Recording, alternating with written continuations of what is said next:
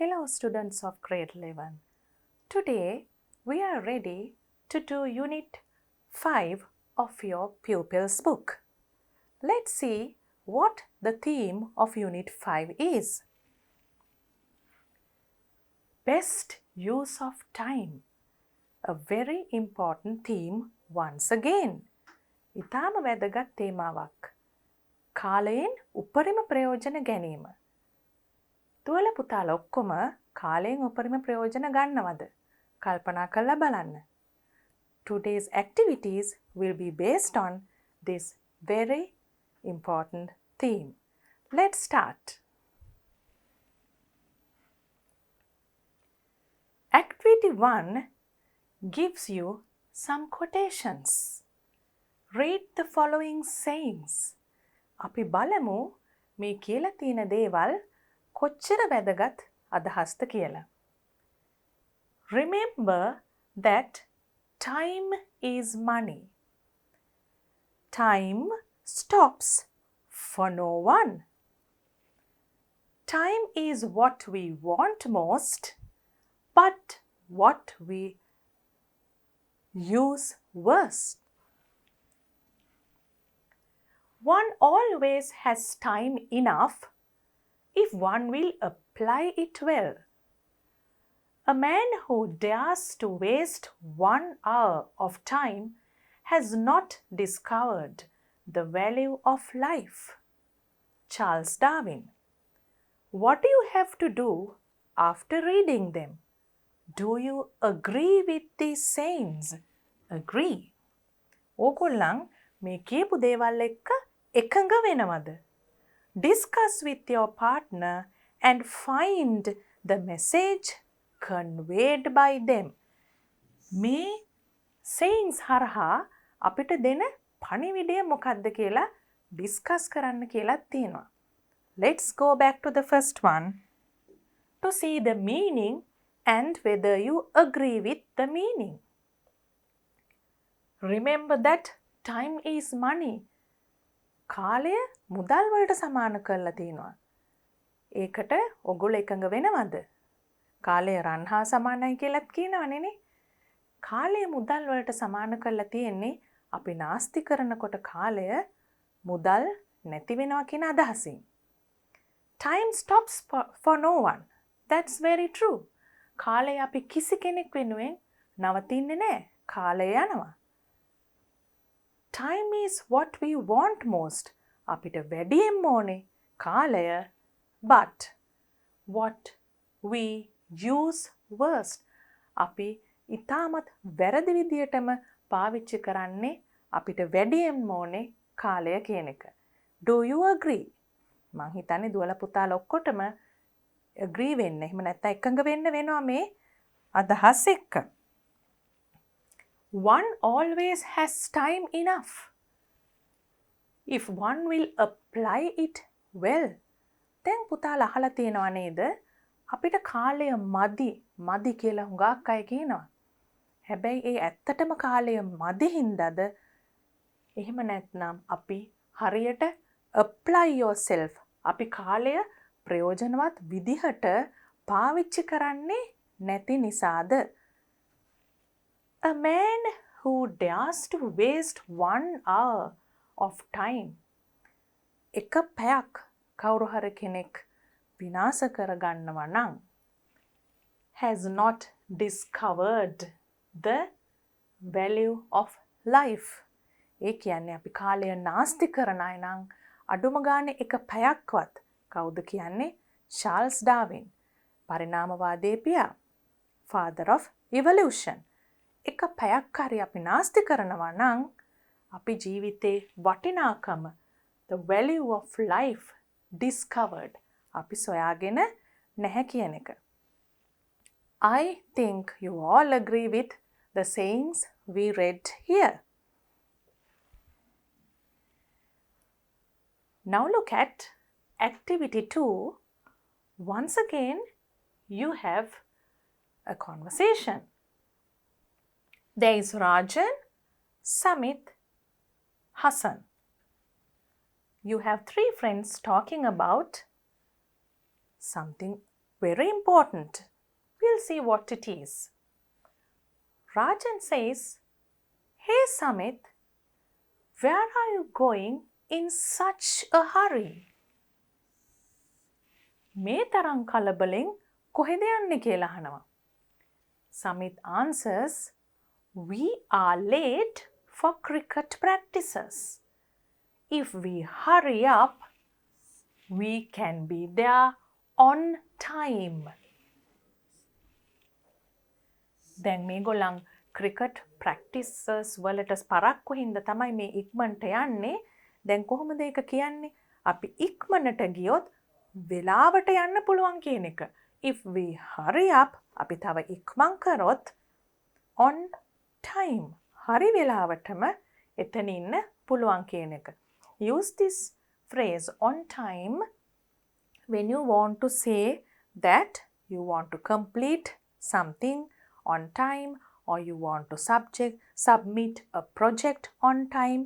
In those instances, Hassan says, "Take it easy." අපි කියන්නේ වැඩි ගණන් ගන්න එපා, සැහැල්ලුවෙන් ඒක හිතන්න කියලා. Take it easy. We are also going there. අපිත් යන්නේ එතනටමයි කියන එක. Now Rajan says, "Yes, we needn't run." Now what's this contracted form? We need not. We need not run. Most of our friends will be late today. අපි දුවන්න ඕනේ නෑ. ගොඩක් අනිත් යාළුවෝ ටිකත් පරක්කු වෙන නිසා most of our friends will be late today. Then what does Samit say? Can't you remember? He's asking a question. Can't you remember the cricket scholarship? Now see, only Samit remembers that. සමහර දුවල පුතාලට වැදගත් දේවල් කිව්වම අමතක වෙනවා. සමහරු හොඳටම මතක තියාගන්නවා. Samit is a person like that. So he remembers something about a scholarship. cricket සම්බන්ධ ශිෂ්‍යත්වයක් ගැන එයාට මතකයක් තියෙනවා. අනිත් අයගෙන් අහනවා, "Can't you remember?" ඔයගොල්ලන්ට මතක නැද්ද? Rajan says, "Oh no. I completely forgot that." මට සම්පූර්ණයෙන් මේක අමතක වුණා. But not to worry. We'll be late only by a few minutes. Not to worry. එච්චරම කනගාටු වෙන්න දෙයක් නෑ. අපි මිනිත්තු කිහිපයකින් පමණයි පරක්කු වෙන්නේ. Samit says, "But it will matter. Can you see? Even a few minutes will matter." පුතාලා එකට එකඟ වෙනවද? මිනිත්තු කිහිපයක ප්‍රමාදයක් වුණත් යමක් කෙරෙහි බලපාන්න පුළුවන්. ඒකයි සමිත් කියන්නේ but it will matter. Remember that the early bird catches the worm. ඒ කියන්නේ මොකද්ද? මුලින්ම ගිය කෙනාට තමයි ඉස්සෙල්ලාම හොඳම දේ ලැබෙන්නේ කියන එක. Early bird catches the worm. එතකොට කුරුල්ලෙක් වුණත් ඉස්සෙල්ල ගියොත් තමයි පුංචි ආහාරයක් හරි හොයාගන්න පුළුවන් තැනකින්. අපිටත් එහෙමයි. අපි ඉක්මන් වුණොත් තමයි අවස්ථාවක් ලබා ගන්න chance එක, එහෙම නැත්නම් අවස්ථාව වැඩි. Rajan says, "All right, carry on." Can you see? Again, we are seeing a set of speaking phrases which we can use in dialogues. අපි හැමදාම dialogues කරනකොට විශේෂයෙන් මතක තියාගත්තා වගේ මේ dialogue එකේදී දුවල පුතාලා මේ speaking phrases අපි කතා කරනකොට පාවිච්චි කරන්න ඕන වෙන phrases මතක තියාගන්න ඕනේ. Remember that you can be all right, carry on. You can be the early bird. කමක් නෑ. ඔයා එහෙනම් early bird වෙන්නකෝ. ඉස්සෙල්ලම යන කෙනා වෙන්නකෝ. We'll come slowly. You know there are people like that. කවුරු හරි ටිකක් උනන්දුවෙන් වැඩ කරනකොට සමහරු කියනවා, "හරි ඔයා උනන්දුවෙන් කරගෙන යන්නකෝ." Something like that. Rajan says, "All right, carry on. You can be the early bird. We'll come slowly. Then Summit says, bye, see you. After the dialogue, you have another activity which is to discuss advantages of working on time.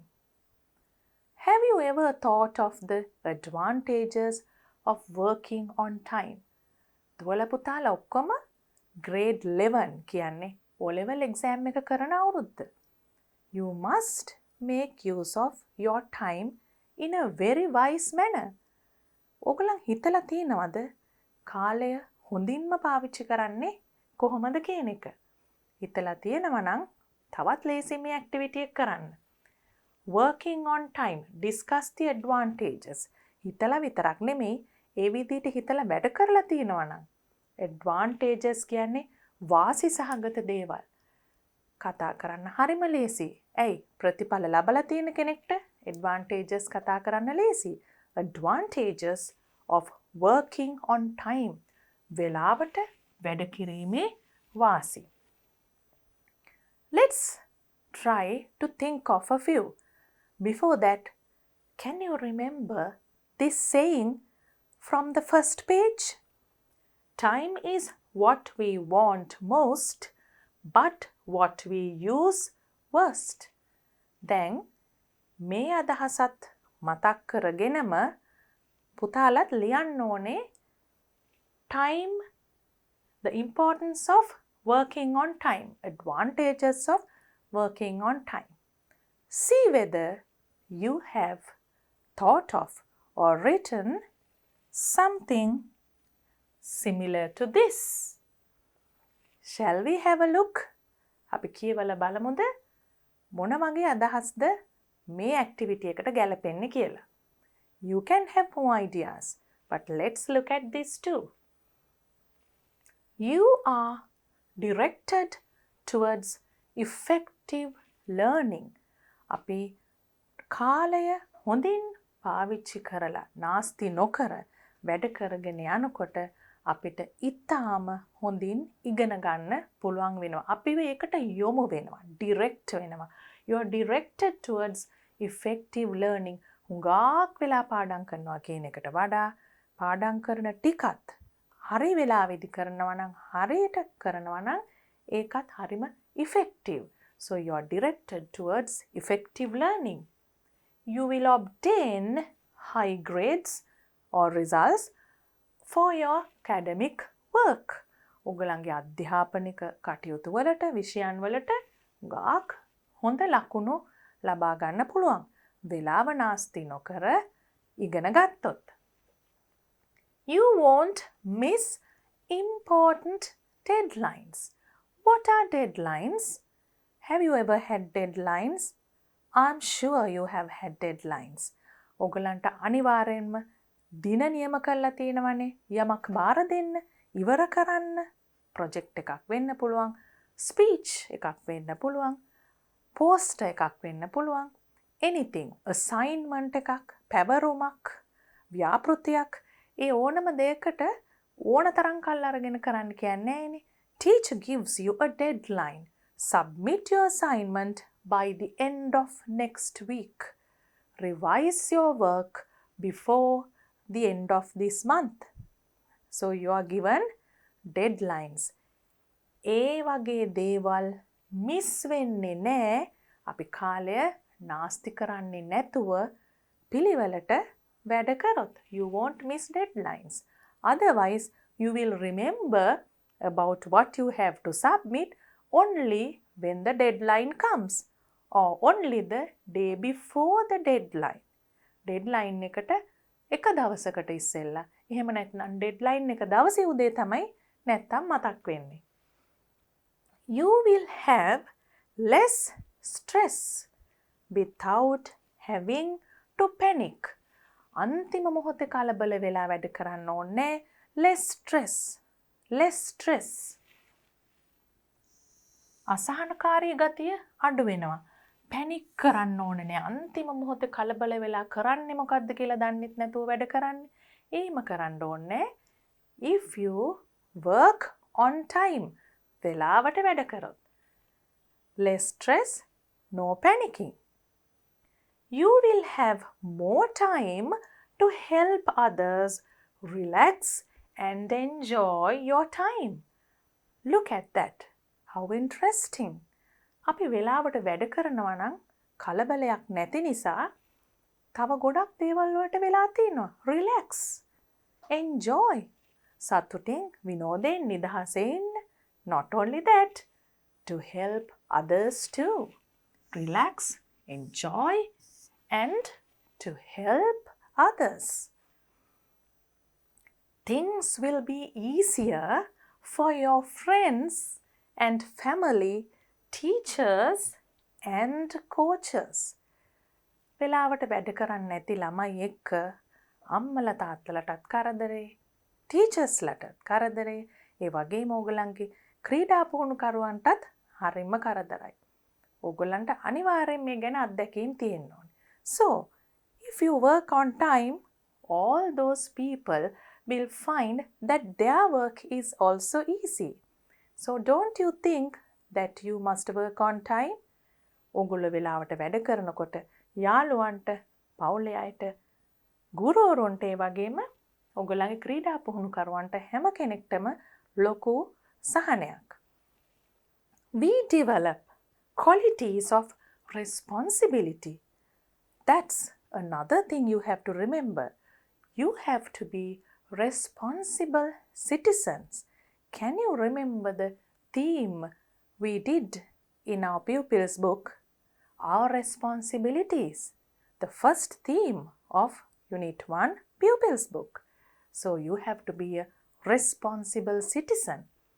If you work on time from your childhood, you develop qualities of responsibility.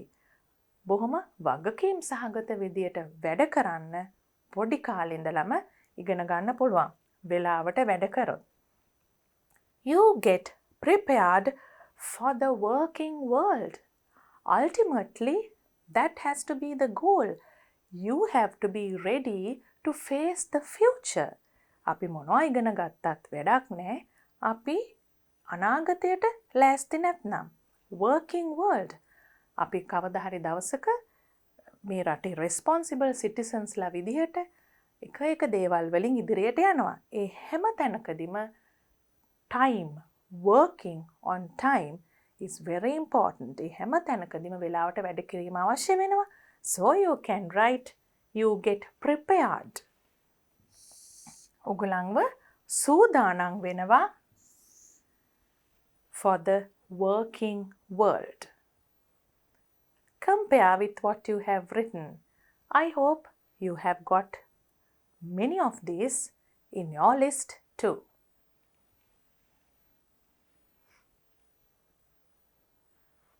Activity 5. Hassan and Rajan came late. They were looking for Samit. They saw some other friends writing something. Then Hassan and Rajan පරක්කු වෙලා එනකොට සමිත්ව තමයි බල ආවේ looking for. මොකද්ද දැක්කේ? Some other friends writing something. අනිත් යාළුවෝ ලියනවා. Complete their conversation using the phrases given. දැන් දීලා තියෙන phrases වලින් මේ conversation එක පුරවන්න තියෙන්නේ අපිට. Let's look at the phrases. How many phrases are there? We have 5 phrases. Let's read and see what they mean. We are filling in an application form. ඒක තේරෙනවනේ පුතාලට අපි application form එකක් පුරවනවා. From the representative, නියෝජිතයෙක්ගෙන් he must be in the pavilion. He must be. එයා ඉන්නවා ඇත්තේ pavilion එකේ. It's for a cricket scholarship to Australia. cricket සම්බන්ධ ශිෂ්‍යත්වයක් ඔස්ට්‍රේලියාවට. He speaking to the representative from the Ministry of Education. එයා කතා කරනවා අධ්‍යාපන අමාත්‍යාංශයෙන් ආපු නියෝජිතයෙක්ට. So let's fill in the blanks of the conversation now. Hassan is asking, hey, Kishan, have you seen Samit? Samitwa දැක්කද? Kishan, can you remember? The answer, he must be in the pavilion. He must be.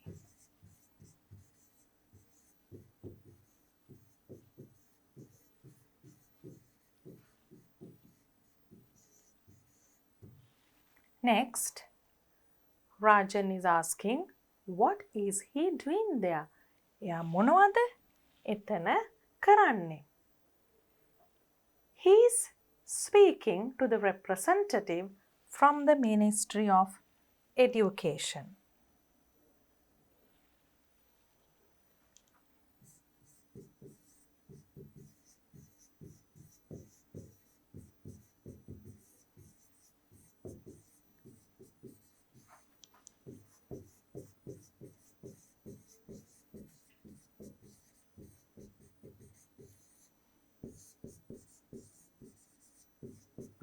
From the Ministry of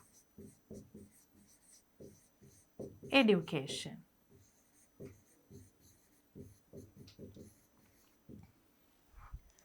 Oh, what are you doing? Hassan is asking, මොනවද ඔයා කරන්න කියලා. We are filling in an application form. We are filling in an application form.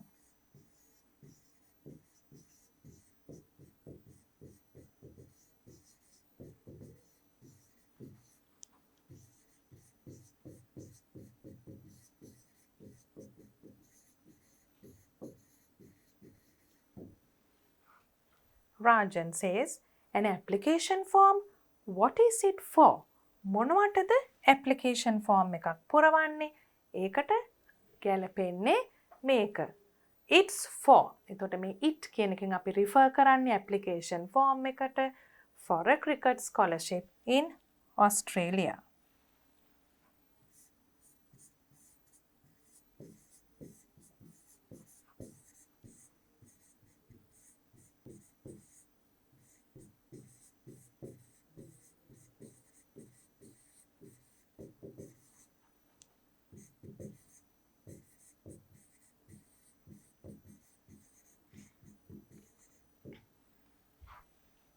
Then we have, where can we also get one? Where can we also get one? From the representative. නියෝජිතයෙක්ගෙන් ඒක ලබා ගන්න පුළුවන්.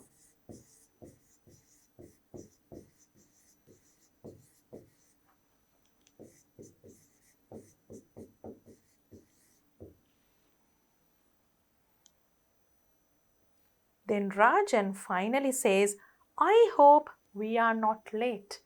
මම අපි පරක්කු නෑ කියලා හිතනවා.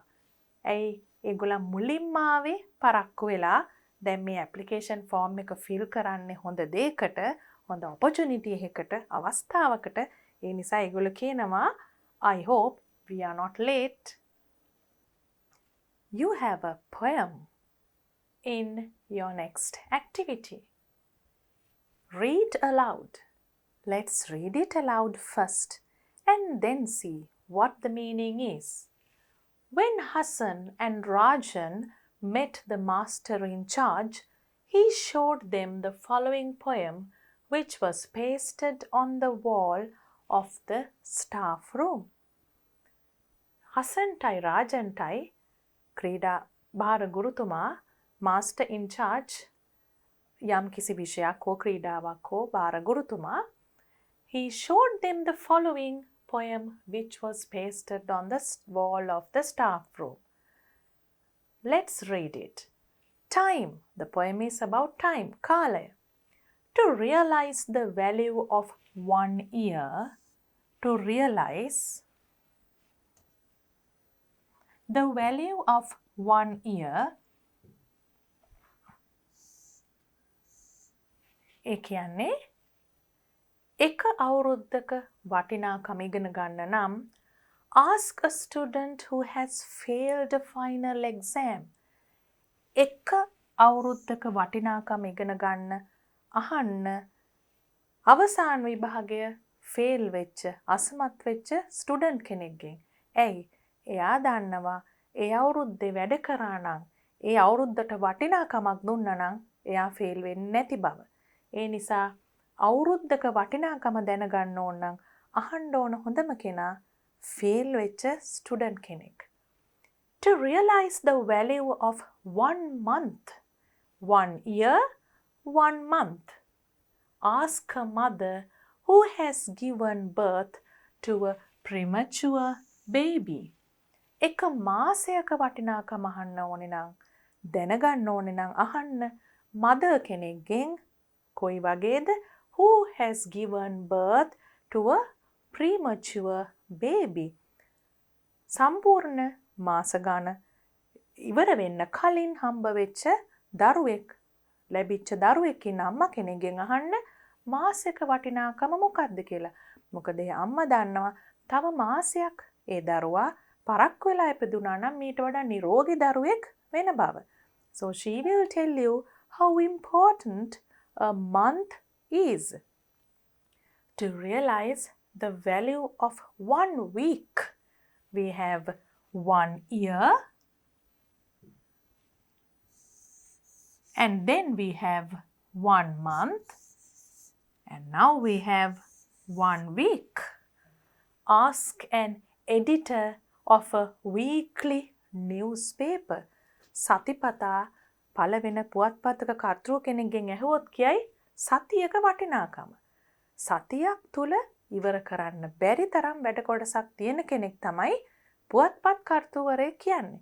So if you ask an editor of a weekly newspaper, he will tell you how important a week is, a single week is. To realize the value of 1 hour. දැන් පුතාලා දුවලට පේනව නේද මේ කාලය ටික ටික අඩු වෙලා යන හැටි මේ පොයම් එකේ සඳහන් කරන. දැන් අපි 1 hour එක පැයකට අඩු වෙලා තියෙනවා.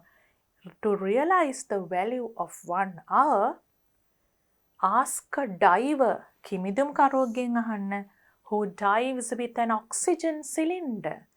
අපි දන්නවා ඒ ඔක්සිජන් සිලින්ඩර් එක පැයකට නම් සෑහෙන්නේ ඒ කිමිදුම්කරුවා පැයක් ඇතුළත එළියට එන්න ඕනේ. නැත්නම් හුස්ම ගන්න බැරි වෙනවා කියන එක කියන්න දෙයක් නෙවෙයිනේ. So a person like that who knows that he has oxygen only for 1 hour will tell you how important an hour is. තමුන්ට හුස්ම ගන්න ඔක්සිජන් තියෙන්නේ තව පැයයි කියලා දන්න කෙනෙක් තරම් තව කෙනෙක් ඉන්න විදිහක් නෑ පැයක වටිනාකම කියලා දෙන්න.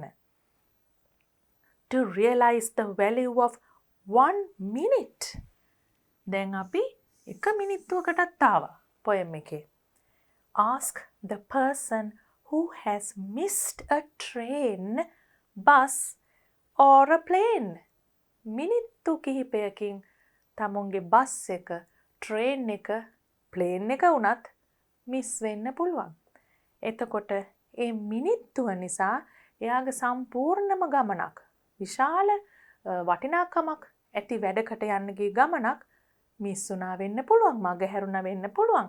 Let's think it's an examination, it's a job interview where you have to go on time. You miss your bus, you miss your train, and you miss the opportunity to face that exam or to face that job, and you lose everything, you lose your opportunities. Then you can say you understood the value of 1 minute. තව මිනිත්තුවක් කලින් ආවනම් තමුන්ට ජීවිතේ ලැබෙන්න තිබුණ වාසිය නැති වුණ කෙනෙක් දන්නවා මිනිත්තුවක වටිනාකම. To realize the value of 1 second. එක තප්පරයක වටිනාකම කාගෙන්ද අහන්නේ? Ask a person who has survived an accident. හදිස්සි අනතුරකින් බේරුණ කෙනෙක්ගෙන් අහන්න. Ask a person who has survived an accident. A narrow escape කියන්නේ ඉතාම සුළු මොහොතක ප්‍රමාදයක් වුණා නම් ජීවිතේ පවා නැති වෙන්න තිබුණ වගේ අනතුරකින් බේරුණ කෙනෙක්ගෙන් අහන්න එක තත්පරයක වටිනාකම.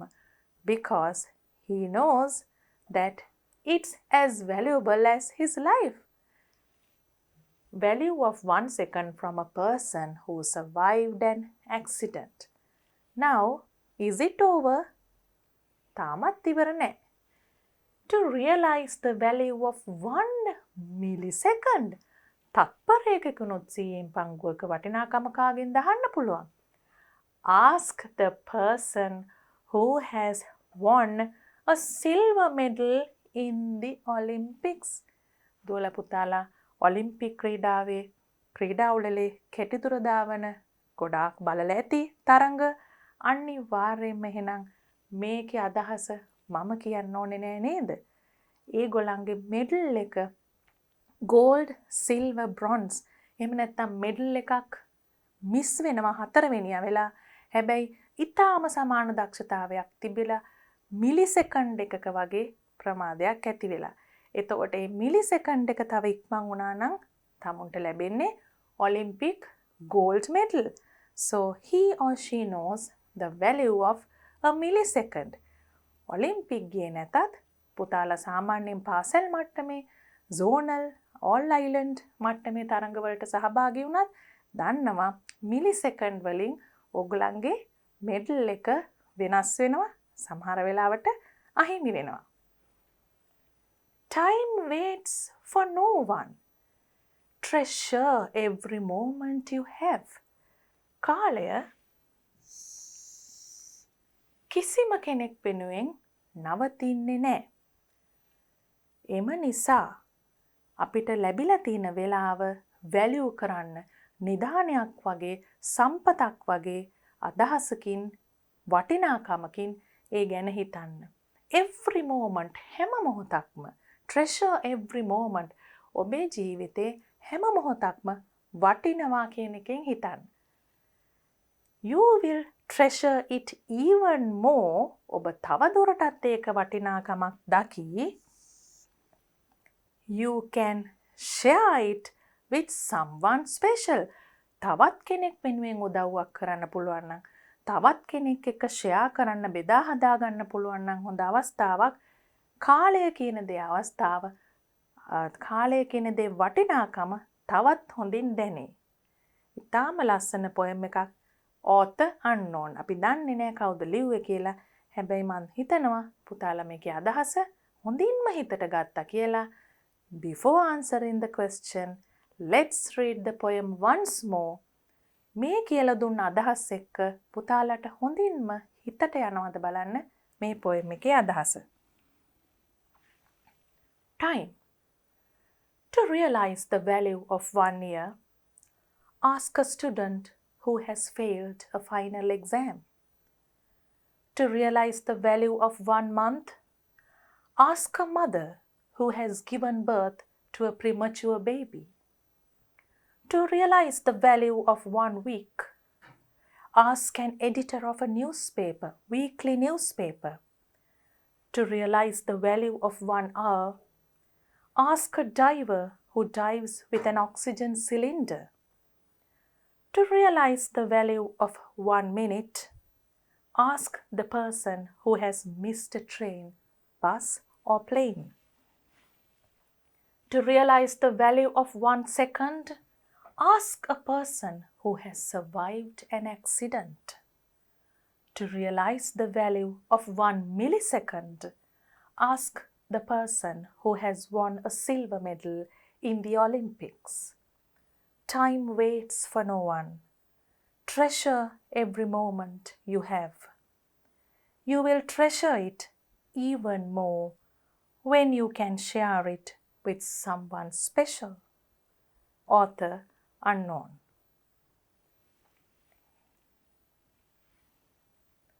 Now let's move on to the activity. Activity 6 tells you to complete the table following the example given. Again, an activity where you transfer information, this time from a poem to a table. They have given you the first answer. පළවෙනි එක දීලා තිනවා. ඒ විදිහටම තමයි ඊළඟ ටිකත් ලියන්න තියෙන්නේ. 1 year, a student who has failed the final exam.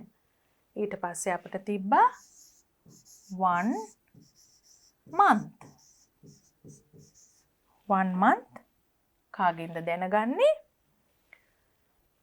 A mother who has given birth to a premature baby.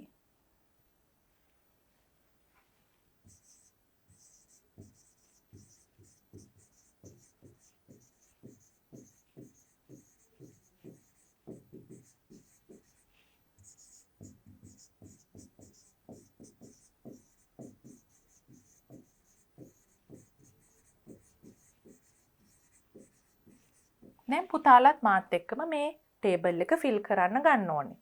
After 1 year and 1 month, what was there? 1 week.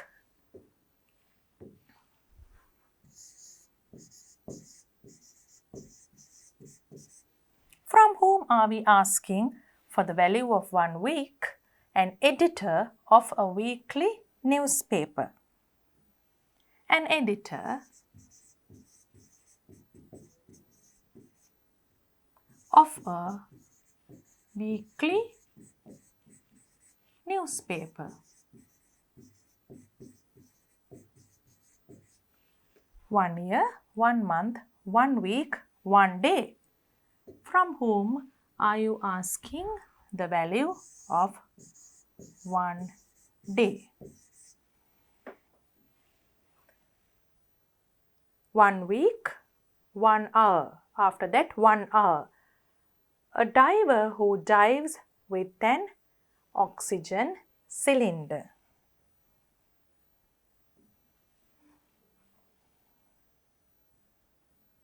One hour.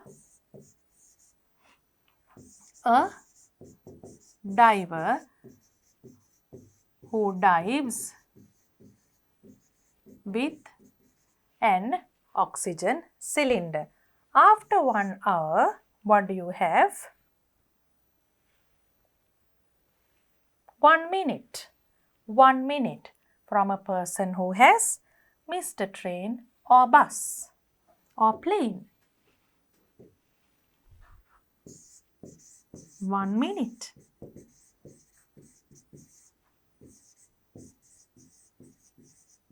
A person who has missed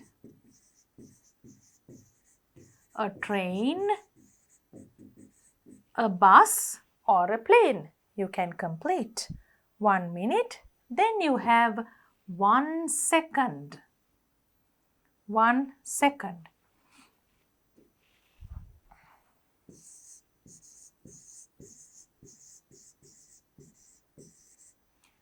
A person who survived an accident will tell you that.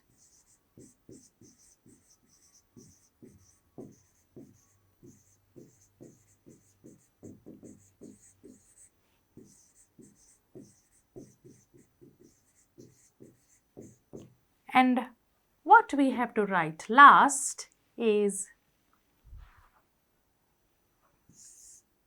1 millisecond. Shall we look at it again and come to realize the value of 1 millisecond? 1 millisecond.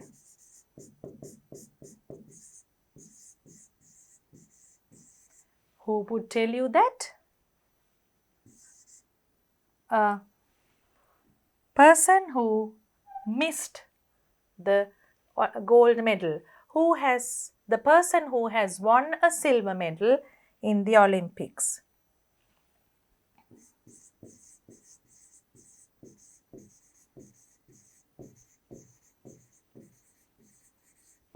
Won a silver medal.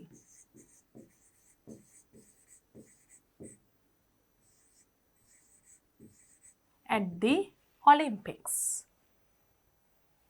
What what is the message given in the poem?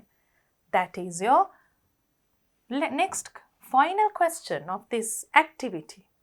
So what do you think the message? What did we emphasize?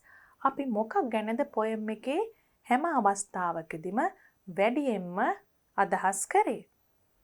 The value of time. In simple terms, the value of time. Or you can say the poem gives a message not to waste time. Different ways you can write in a simple way, or you can write directly from the poem. Not to waste time. Or else in a beautiful way, directly from the poem. Poem එකේ කියපු විදියටම ලස්සනට කියනවා නම් කොහොමද කියන්න පුළුවන්? We'll look at the poem. Treasure it even more. Treasure every moment. Treasure.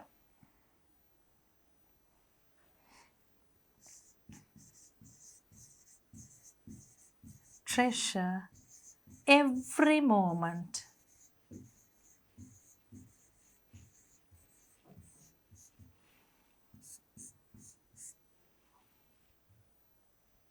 Treasure every moment. So you can also write the message of the poem like this. Now before doing the next activity, can you guess what's happening here? Two students are talking to a master. දැන් ළමයි දෙන්නෙක් ගිහිල්ලා master කෙනෙක් එක්ක කතා කරනවා පේනවා මොන වගේ දෙයක්ද මේ කතා කරනව ඇත්තේ. ඕගොල්ලන්ටත් මේ වගේ දේවල් වෙලා තියෙනවද කියලා මතක් කරලා බලන්න ඊළඟ ඇක්ටිවිටි එකට. එතකොට අපිට අදහස් ගන්න පුළුවන්. Activity 7 is to write a conversation. Here we have the situation given. Hassan and Rajan apologized to their master in charge for being late. Write the conversation they had with the master in charge. Include their excuse and the master in charge's advice. What do we have to write here? අපි පරක්කු වුණ එකට නිදහසට කරුණු කියන්නේ කොහොමද? දුවල පුතා මෙහෙම අවස්ථාවලට අනිවාර්යයෙන්ම මුහුණ දීලා ඇති. එතකොට අපේ ගුරුවරු, ක්‍රීඩා, එහෙම නැත්නම් සංගම්බාර ආචාර්යවරු අපිට අවවාද දීලත් තියෙනව නේද? මතක් කරගන්න එහෙම අවස්ථාවක්. Let's write about two examples. අපි මේ වගේ apology එකක් එහෙම නැත්නම් සමාව ඉල්ලීමක්, නිදහසට කරුණු කීමක්, ඒ වගේ දෙයක් කොහොමද කරන්න කියන අවස්ථා දෙකක් විතර කරලා බලමු. First one is the situation given here. ඉස්සෙල්ලම බලමු මේකේ තියෙන ප්‍රධානම කාරණා ටික මොනවද කියලා. Apologize කරන්න ඉස්සෙල්ලා අපිට ලියන්න වෙනවා trying to speak. අපි දැන් ගුරුතුමාට කතා කරන්න උත්සාහ කිරීම. Trying to speak අවස්ථාවක් ගන්න එක. දැන් මෙතන හැටියට නම් write the conversation they had with the master in charge and apologize for being late. ප්‍රමාද වීම. Apologize. සමාව ඉල්ලනවා මොනවටද? reason එක ලියන්න ඕනේ මොන හේතුව නිසාද කියන එක. මෙතන හැටියට මොකක්ද අපිට ලියන්න පුළුවන් උදාහරණයකට? We can say, we are extremely sorry, sir. We were unable to come on time. Example, we are extremely sorry, sir. We were unable to come on time.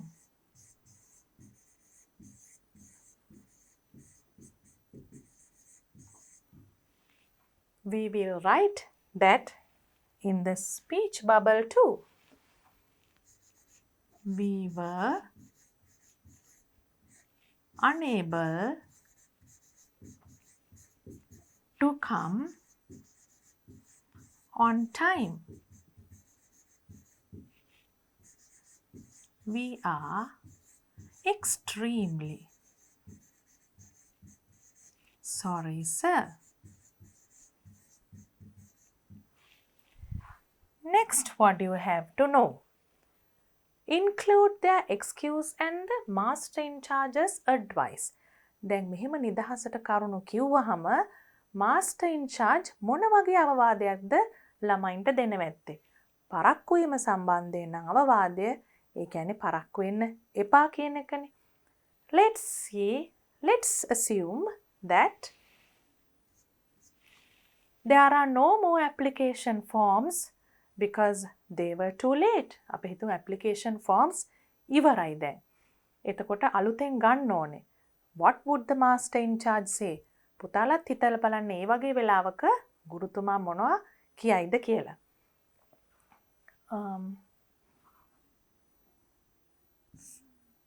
You can write like this.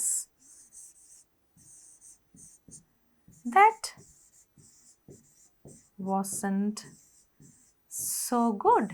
ඒක එච්චරම හොඳ දෙයක් නෙමෙයි. Why were you late?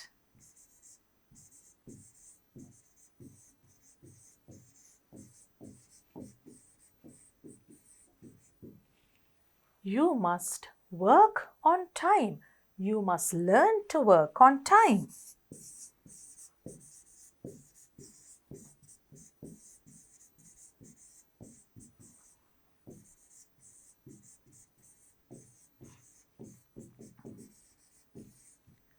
He can say, I don't have any more applications. I have to request for more.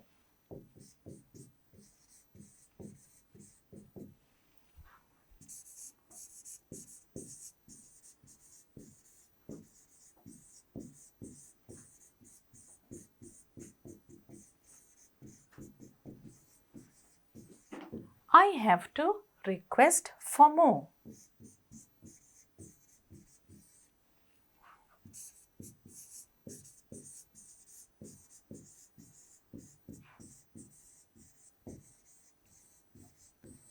If they have තියෙනවා නම් විතරයි. දැන් පේනවා නේද? පරක්කු වීම නිසා වෙච්ච දේ. If they have.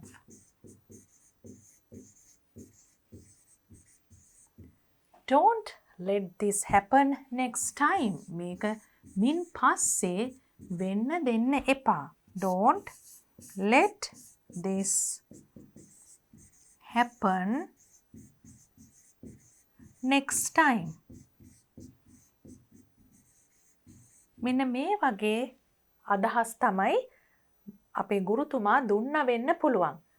එතකොට advice එක මේ වගේ වෙන්න පුළුවන්. apologize කරපු විදිහ මේ වගේ වෙන්න පුළුවන්. දැන් මේ examples මේ උදාහරණ අපි බලාගෙන මතක තියාගෙන අලුත් එකකුත් ලියමු.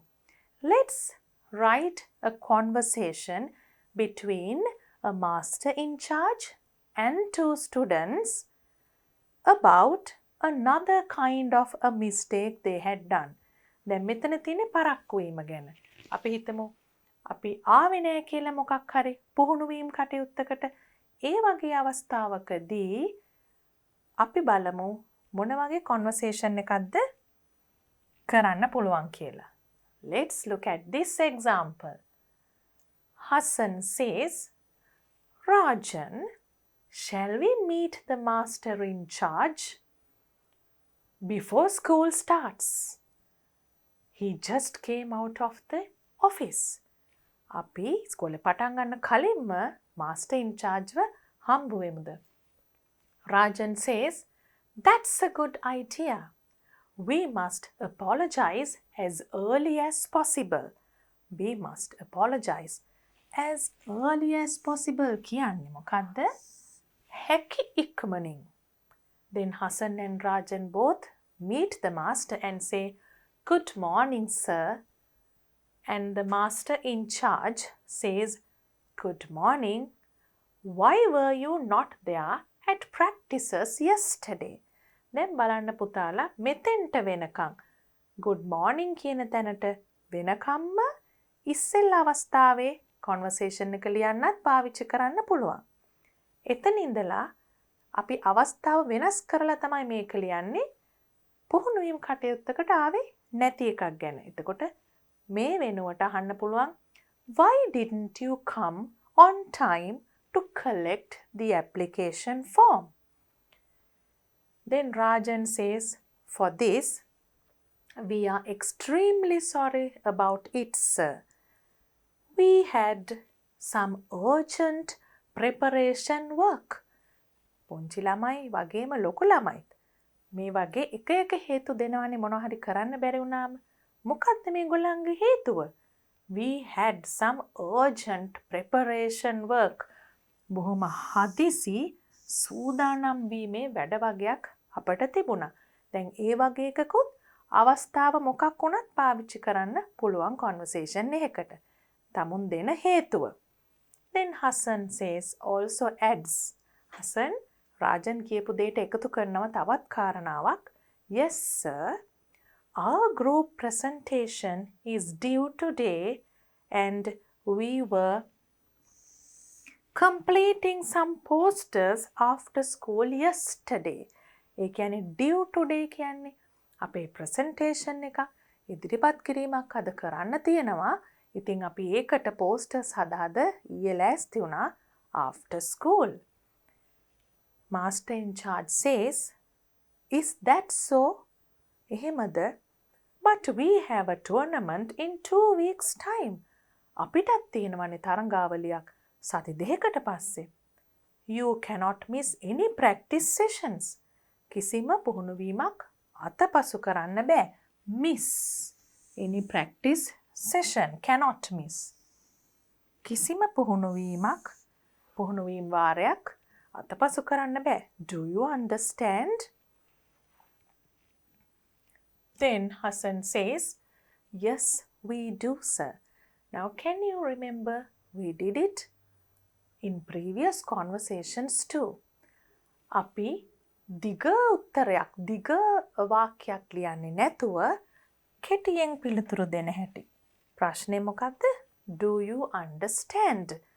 Yes, we understand, sir. කියන්නේ නැතුව yes, we do. Yes, we understand. නැතුව repeat කරන්න නැතුව yes, we do. Rajan says, "It's our fault." ඒක අපේ වැරද්ද තමයි. අපි පිළිගන්නවා. දැන් ඉස්සෙල් අවස්ථාවටත් ගැලපෙනවා මේ අවස්ථාවටත් ගැලපෙනවා. මොකද දෙකම යම් වරදක් වෙලා apologize කරන අවස්ථාවක්. It's our fault. ඒක අපේ වැරද්ද තමයි. Master in charge says, "That's all right. But you must learn a lesson. Never wait till the last moment." ඒකට දැන් කමක් නැහැ. හැබැයි ඕගොල්ලෝ පාඩමක් ඉගෙන ගන්න ඕනේ. මොකක්ද පාඩම? Never wait till the last moment. එතකොට අපි දැන් මේ ඉගෙන ගන්න best use of time කියන theme එකේ අදහස ඔයගලන්ට මෙතන පේනව නේද?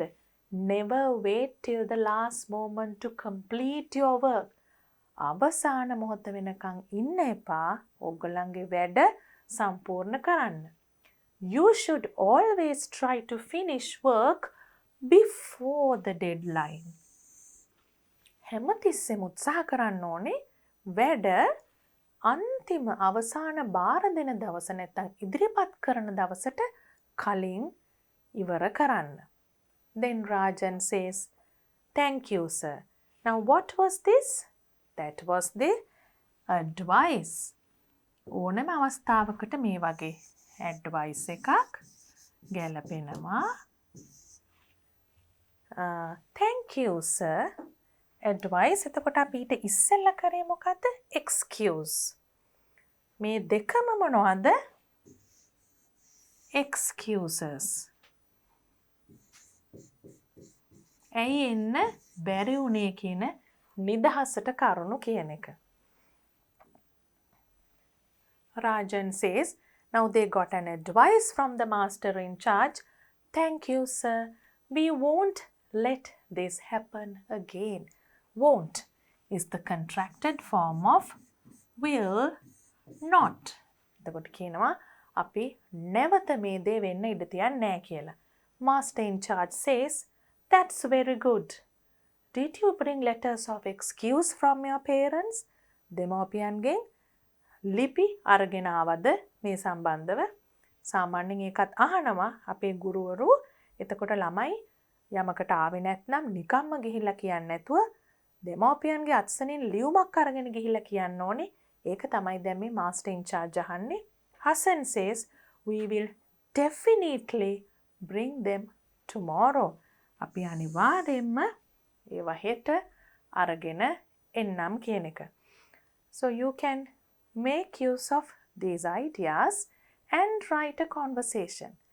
දැන් අපි අවස්ථා දෙකක් අරගෙන එකක් තමයි ප්‍රමාද වී පැමිණීම නිසා ස්කෝලර්ෂිප් ඇප්ලිකේෂන් එකතු කරන්න බැරි වෙච්ච එක. ඒක වගේම එකක් අපි කරා ක්‍රීඩා පුහුණුවීමකට එන්න බැරි වුණ එක ගැන වෙනත් කටයුත්තකට යොමු වෙන්න වුණ නිසා. එතනත් තියෙන්නේ හැමතැනම තියෙන්නේ importance of working on time. එහෙම අවස්ථාවකදී මේ වගේ conversation එකක් ලියන්න පුළුවන්.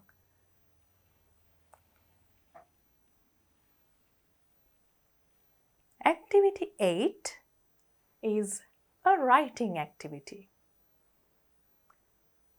Study the following newspaper advertisement. You know there are newspaper advertisements for job opportunities. රැකියාවලට ගොඩාක් vacancy. ඒ කියන්නේ අබෑරතු වලට රැකියා අබෑරතු වලට advertisements යනවා හුඟක් ආකාරවලින්. මේක newspaper advertisement එකක්. ඒ කියන්නේ පත්තරේ යන එකක්. එතකොට අපි බලමු ඒක කියවලා මොකද්ද කරන්න තියෙන්නේ කියලා. Gajapa Sports Club is looking for a cricket coach for the senior cricket team with following qualifications. Gajapa Cricket Club කාවද හොයන්නේ cricket coach කෙනෙක්. cricket ක්‍රීඩා පුහුණුකරුවෙක් හොයනවා ඒගොල්ලන්ගේ senior cricket team එකට. මොනවද අවශ්‍ය සුදුසුකම්? What are the qualifications they are asking for? Should possess තියෙන්නම ඕනේ මොනවද? More than 10 years of experience in a similar capacity. What do you mean by similar capacity? දැන් experience කියන්නේ අපේ මින් පෙර අත්දැකීම් තියෙනවද මේ වගේ රැකියාවක් කරලා කියන එක. එතකොට අපිට බලාපොරොත්තු වෙන්න බෑ මේ වගේම මේ තනතුරම දරපු කෙනෙක්. හැබැයි similar capacity කියන්නේ මේකට යම් තරමින් හෝ සමාන වෙන වෙනත් තනතුරක්. දරුවත් ඒත් කමන්නේ වගකීම් සමානයි නම්.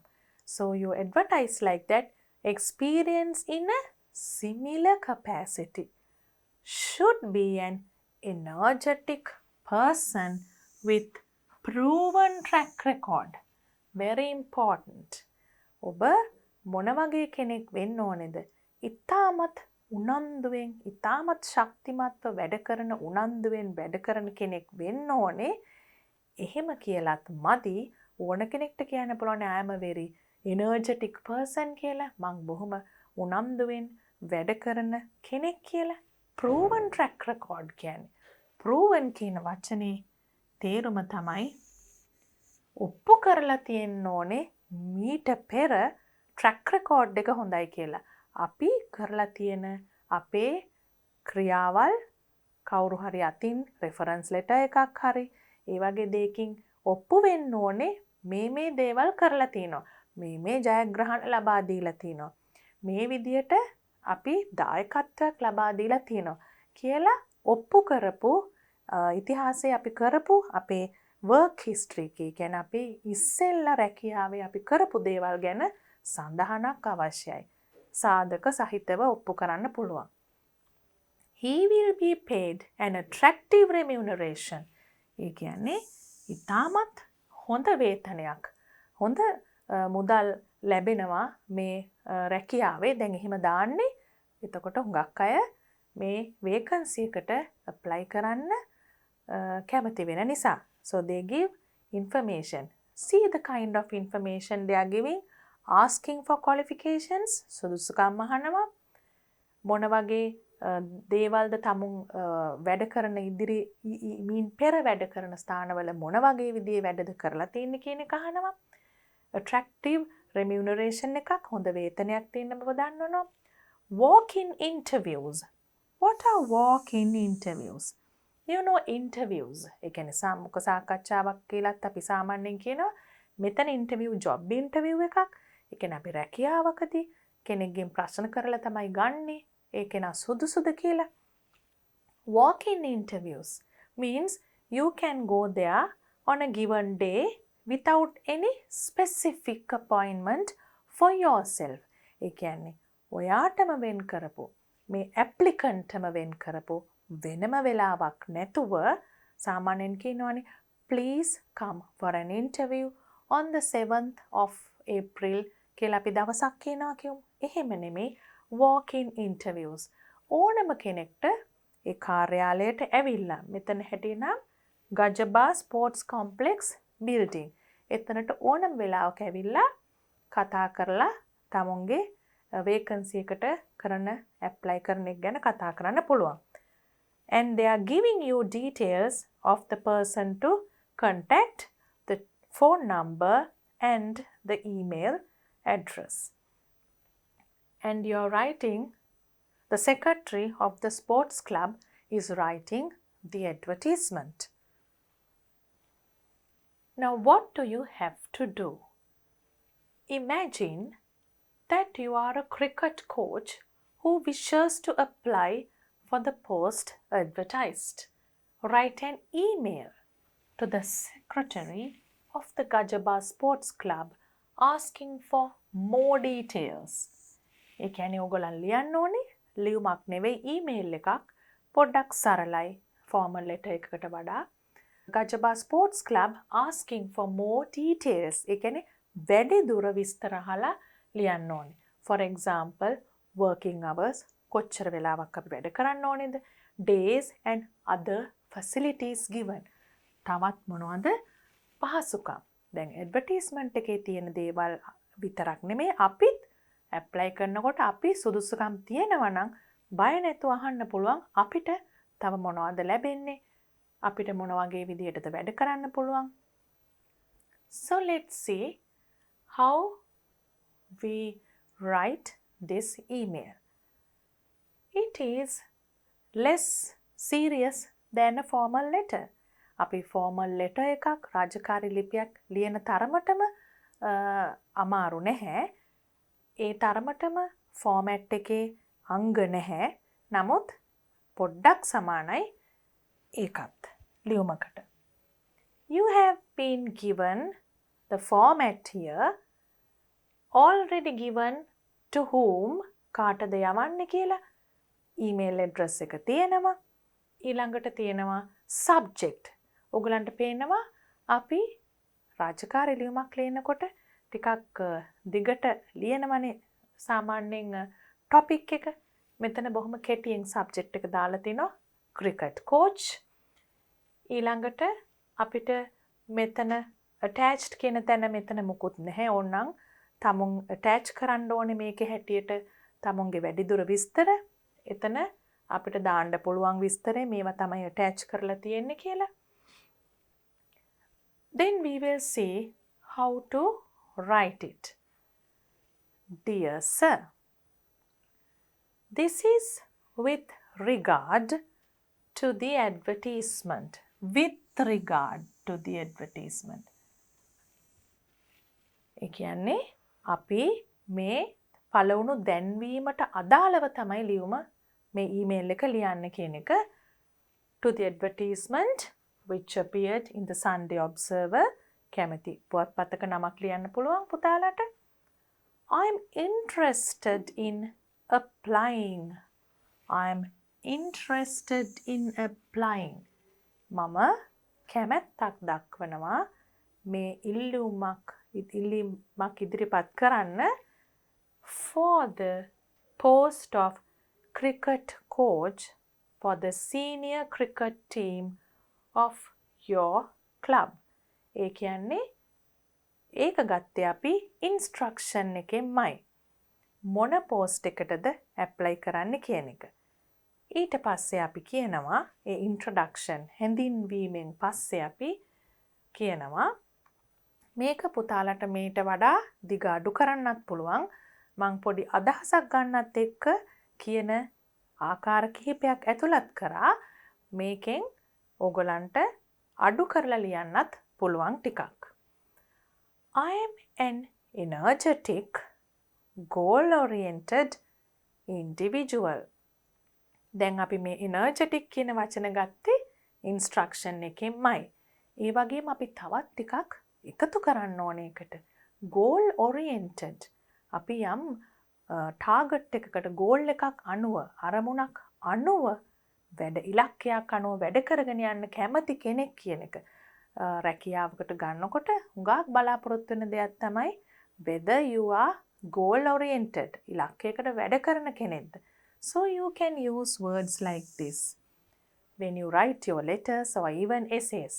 Individual who is willing to take challenges.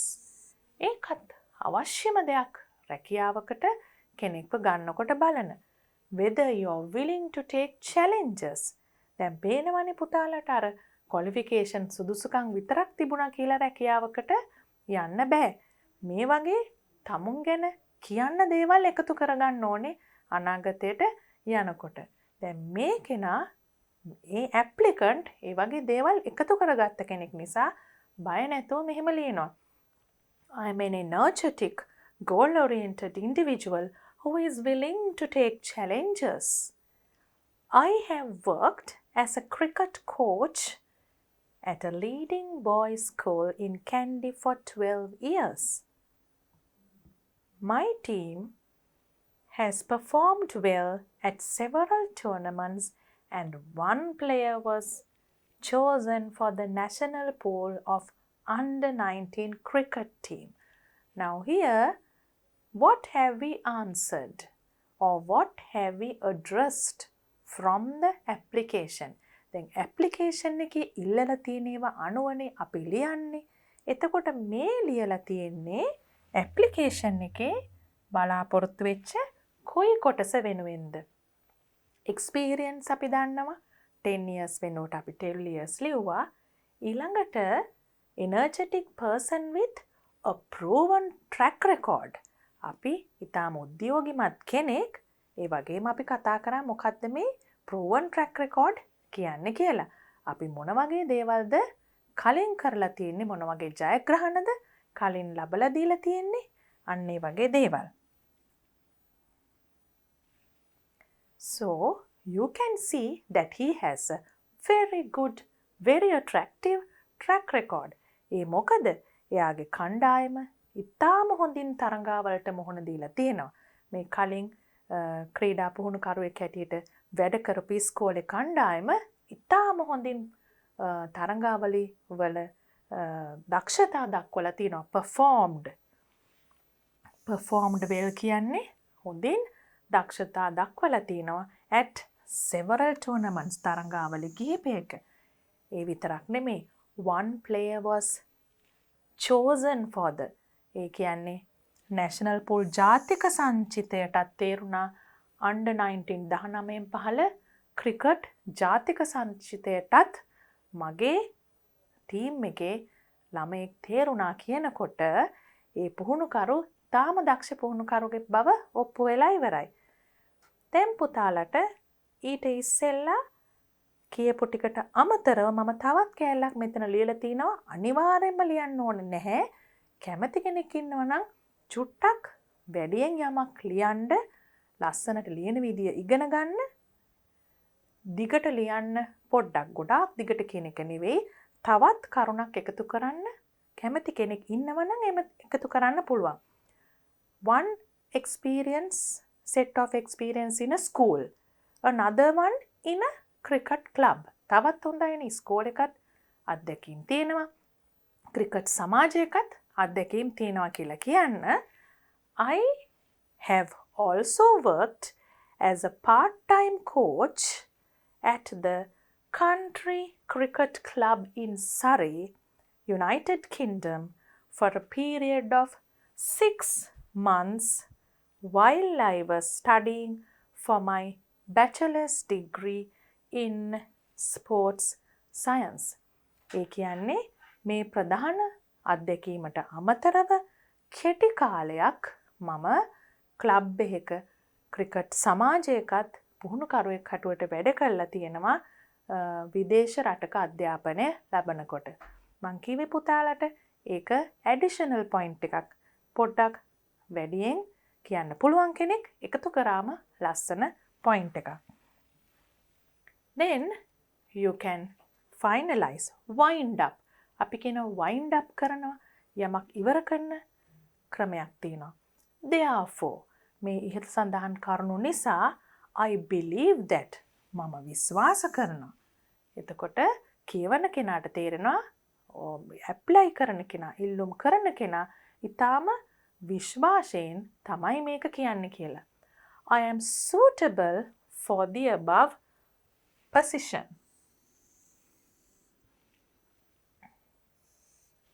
මම ඉහත සඳහන් තනතුරට සුදුසුයි කියලා. Suitable for the above position. Please send me more details. මට තවත් විස්තර එවන්න about මේ ටික මතකයි පුතාලට ඇඩ්වර්ටයිස්මන්ට් එකේමයි ගත්තේ. About working hours and other facilities provided. Facilities කියන එකත් එක්ක පහසුකම් මේ provided කියන verb එක හුඟක් දුරට ගැලපෙනවා. Provide facilities ලබා දෙනවා කියන එක. ලබා දෙන පහසුකම් මොනවද කියලාත් මම දැනගන්න කැමතියි. I hope to come for an interview in the coming week. දැන් සාමාන්‍යයෙන් ඉන්ටර්විව් එකකට දිනයක් දෙනවා නම් අපි කියන්නේ රාජකාරී ලිපියක් එහෙම ලියනකොට ඉන්ටර්විව් එකකට තමාව කැඳවන්න කියන ඉල්ලීමෙන් ඉවර කරන්නේ. Please call me for an interview and let me know. ඒ විදියට ඉවර කරනවා අපි. මෙතන අපි කියන්නේ walk in interviews කියලා දෙයක් තිබුණා මතකයි නේද? walk in interviews. ඒ කියන්නේ දවසක් වෙලාවක් appointment එකක් නැහැ. අපිට ඒ දීලා තියෙන දවස ඇතුළත යන්න පුළුවන් නිශ්චිත වෙලාවක් නැතුව. So you write, I hope to come for an interview in the coming week. මේ එන සතියේ මම ඉන්ටර්විව් එකකට එන්න කැමතියි. Thank you. දැන් අපි අර yours faithfully ඒ වගේ රාජකාරී ලිපිවල ලියන ඔක්කොම ලියන්නේ නැහැ. මේ වගේ දෙකකින් ඉවර කරන්න පුළුවන්. Best regards ඊළඟට තමුන්ගේ නම ලියනවා. Before we move on to the next activity, let's quickly look at the email again. Dear Sir, this is with regard to the advertisement which appeared in the Sunday Observer. I am interested in applying for the post of cricket coach for the senior cricket team of your club. I am an energetic, goal-oriented individual who is willing to take challenges. I have worked as a cricket coach at a leading boys' school in Kandy for 12 years. My team has performed well at several tournaments and one player was chosen for the national pool of under-19 cricket team. I have also worked as a part-time coach at the country cricket club in Surrey, United Kingdom for a period of 6 months while I was studying for my bachelor's degree in sports science. Therefore, I believe that I am suitable for the above position. Please send me more details about working hours and other facilities provided. I hope to come for an interview in the coming week. Thank you. Best regards and your name.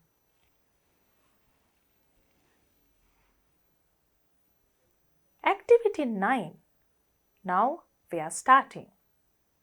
Read the following article and answer the questions that follow.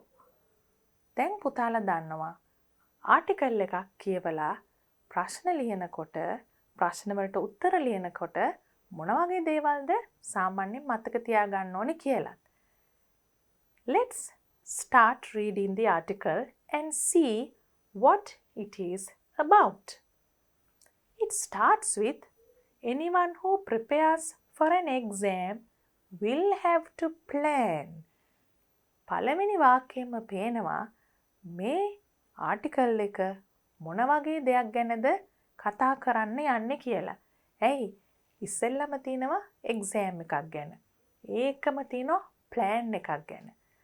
අපේ team එක unit එකේ best use of time. එහෙනම් අනිවාර්යෙන්ම මේක exam එකකට විභාගයකට ලෑස්ති වෙන දුවල පුතාලට ඉතාම ප්‍රයෝජනවත් අදහස් තියෙන ආටිකල් එකක් වෙන්න ඕනේ. Anyone who prepares for an exam ඕනෑම කෙනෙක්. Anyone who prepares විභාගයකට සූදානම් වෙන ඕනෑම කෙනෙක් will have to plan and study according to a timetable. Plan සැලසුම් කරලයි පාඩම් කරන්න ඕනේ කාලසටහනකට අනුව.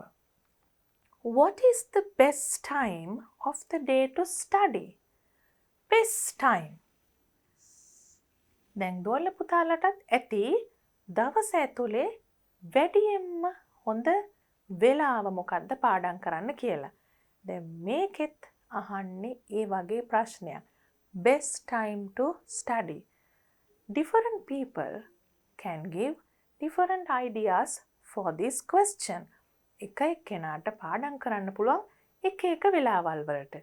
පාඩම් කරනවා කියන්නේ හොඳට හිතට ගන්නවා කියන එක සමහරුන්ට උදෑසන කාලේ හරියනවා. සමහරුන්ට රැට පාඩම් කරාම මතක හිටිනවා.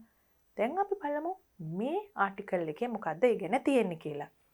For some, සමහර අයට it is the daytime. දිවා කාලය. And for some others, තවත් සමහර අයට it's at night. However, ඒ වුණත් there are some students who struggle to find a suitable time to study due to many reasons. Struggle to find a suitable time. සමහර ළමයි හරියට ඉගෙන ගන්න හොඳම වෙලාව මොකක්ද කියලා හොයාගන්න සටන් කරනවා. උත්සාහ කරනවා. මොකද කොයි වෙලාවෙද තමුන්ට වැඩියෙන්ම හිතට යන්නේ කියන එක හරියටම තීරණය කරගන්න අමාරු නිසා. Why? Due to many reasons. Due to. විවිධ හේතුන් නිසා. මේ due to කියන එකත් පුතාලා පාවිච්චි කරන්න හොඳම වචනයක්. Due to many reasons. විවිධ හේතු නිසා.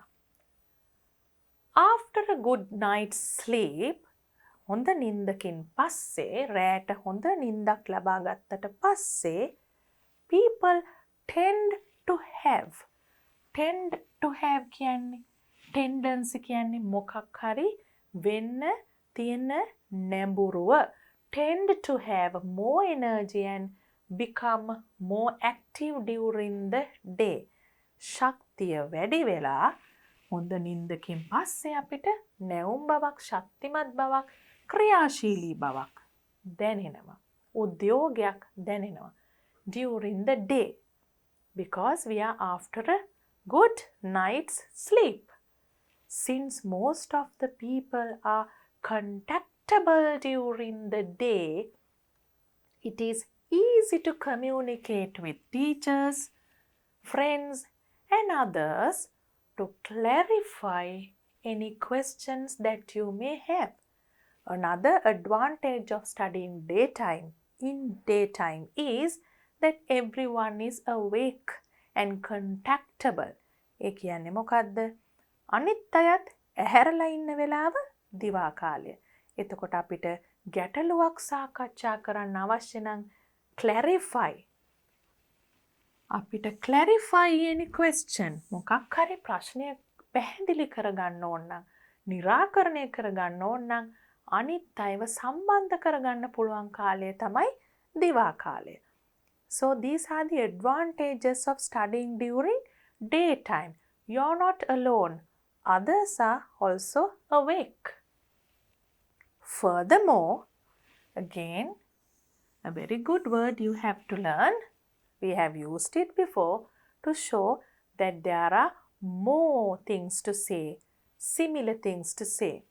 The natural light you get during the day is better than the artificial light you use at night. Another advantage. තවත් වාසියක් තමයි මේ ස්වභාවික එළිය, natural light. කෘත්‍රිම එළියට වඩා හුඟක් හොඳ නිසා. Natural light is better. වඩාත් හොඳ නිසා රැට තියෙන්නේ විදුලි ආලෝකය. On the other hand,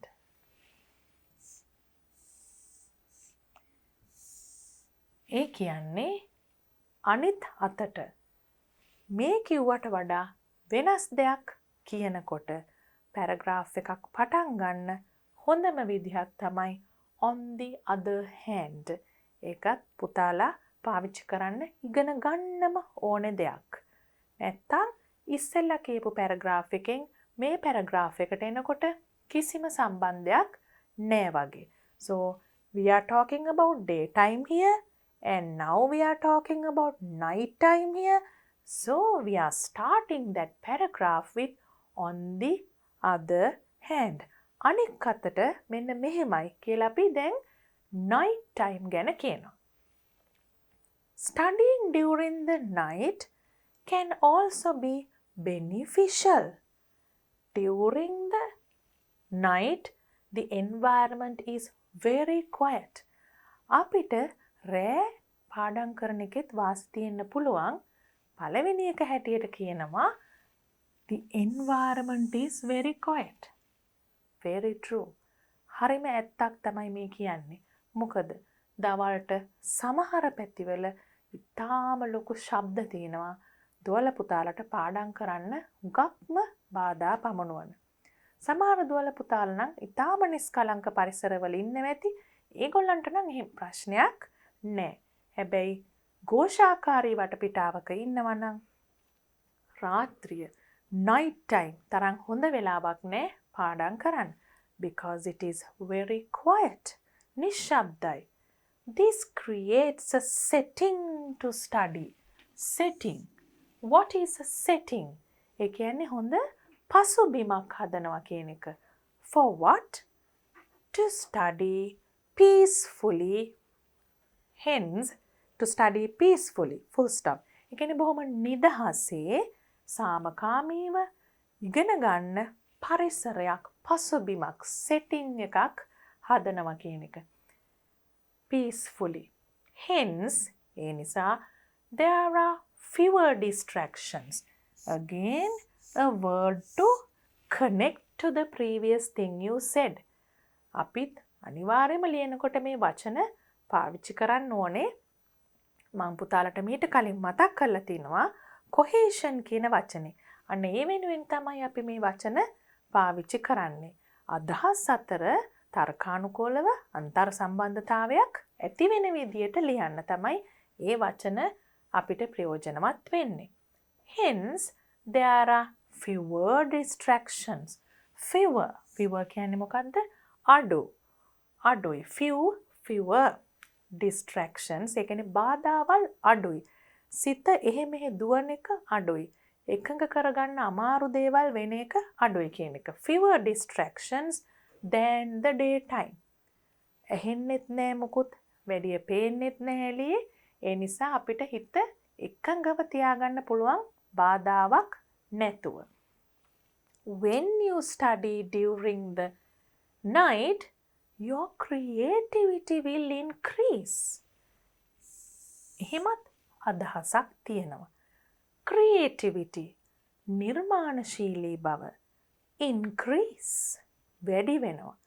What is the opposite? Decrease. Increase කියන්නේ වැඩි වෙනවා. Decrease කියන්නේ අඩු වෙනවා. දැන් මෙතන කියන්නේ creativity will increase. අපේ නිර්මාණශීලී බව වැඩි වෙනවා අර නිශ්ශබ්ද සාමකාමී පරිසරයක ඉගෙන ගන්නකොට. And this in turn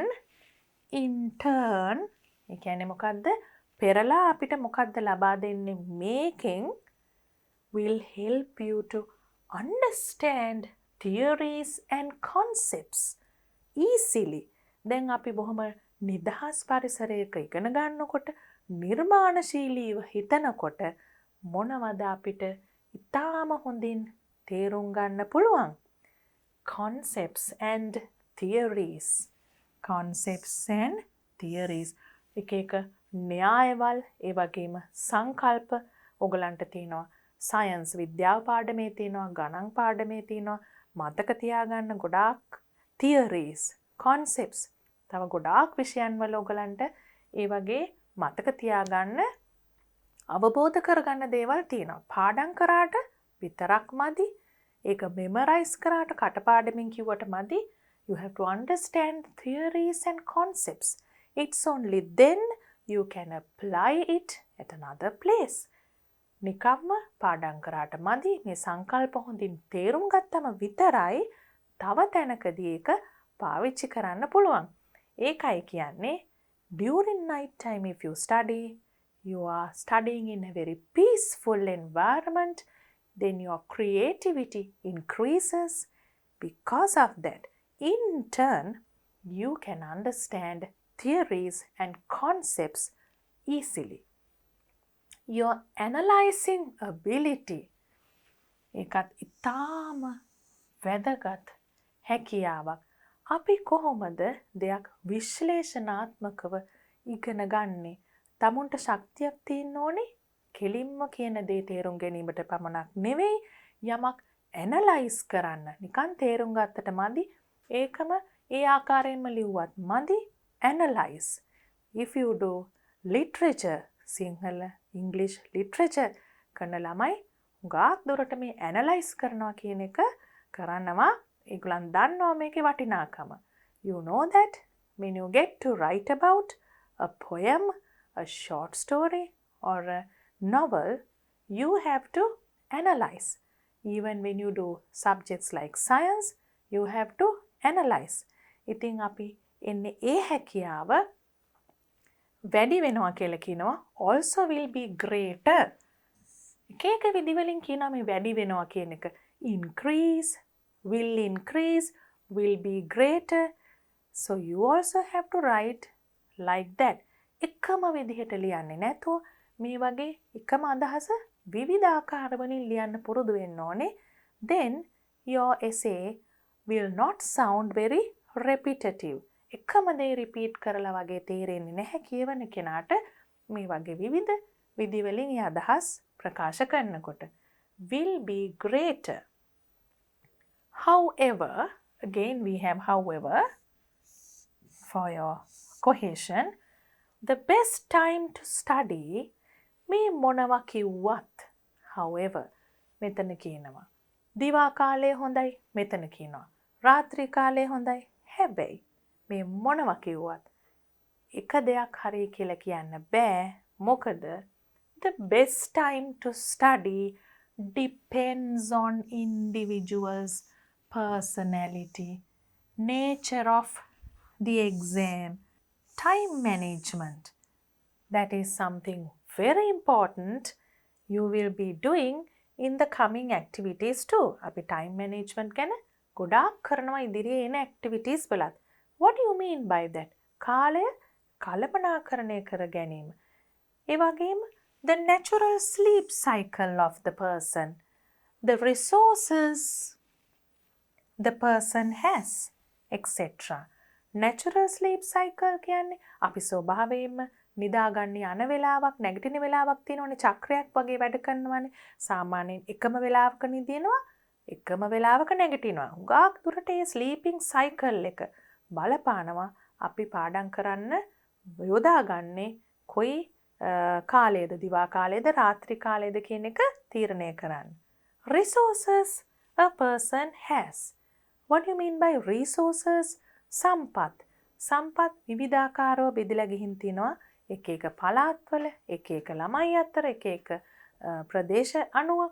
So resources අනුව, සම්පත් අනුවත් අපිට වෙනස් වෙනවා මේ ඉගෙන ගන්න හොඳ, පාඩම් කරන්න හොඳ day time or night time කියන කාරණාව. Whatever the time you choose to study, it is important to be methodical. බලන්න whatever the time. ඒ කියන්නේ මොන වෙලාව යොදාගත්තත්, whether you study in the daytime or in the night time, it's important to be methodical. ක්‍රමවත්ව වැඩ කිරීම, ක්‍රමානුකූලව වැඩ කිරීම ඉතාම අවශ්‍ය දෙයක්. First, set a target. ක්‍රමානුකූලව වැඩ කිරීම වගේම ඉලක්කයක් තියාගන්න ඕනේ අපි කරන වැඩවලට. Otherwise, you will be just studying. පාඩම් කරනවා. හැබැයි ක්‍රමානුකූලත් නැත්නම්, ඉලක්කයකුත් නැත්නම් ඒකේ කිසිම ප්‍රතිඵලයක් නැහැ. ඉලක්කයක් තියාගත්තටම මදි. එහෙනම් මොකද තියෙන්න ඕනේ? And keep on recalling your target. What do you mean by this? Keep on recalling your target. ඒ කියන්නේ නිරතුරුවම ඔයගලගේ ඉලක්කය මෙනෙහි කරන්න ඕනේ. ඉලක්කයක් එක දවසක් දාගත්තට මදි.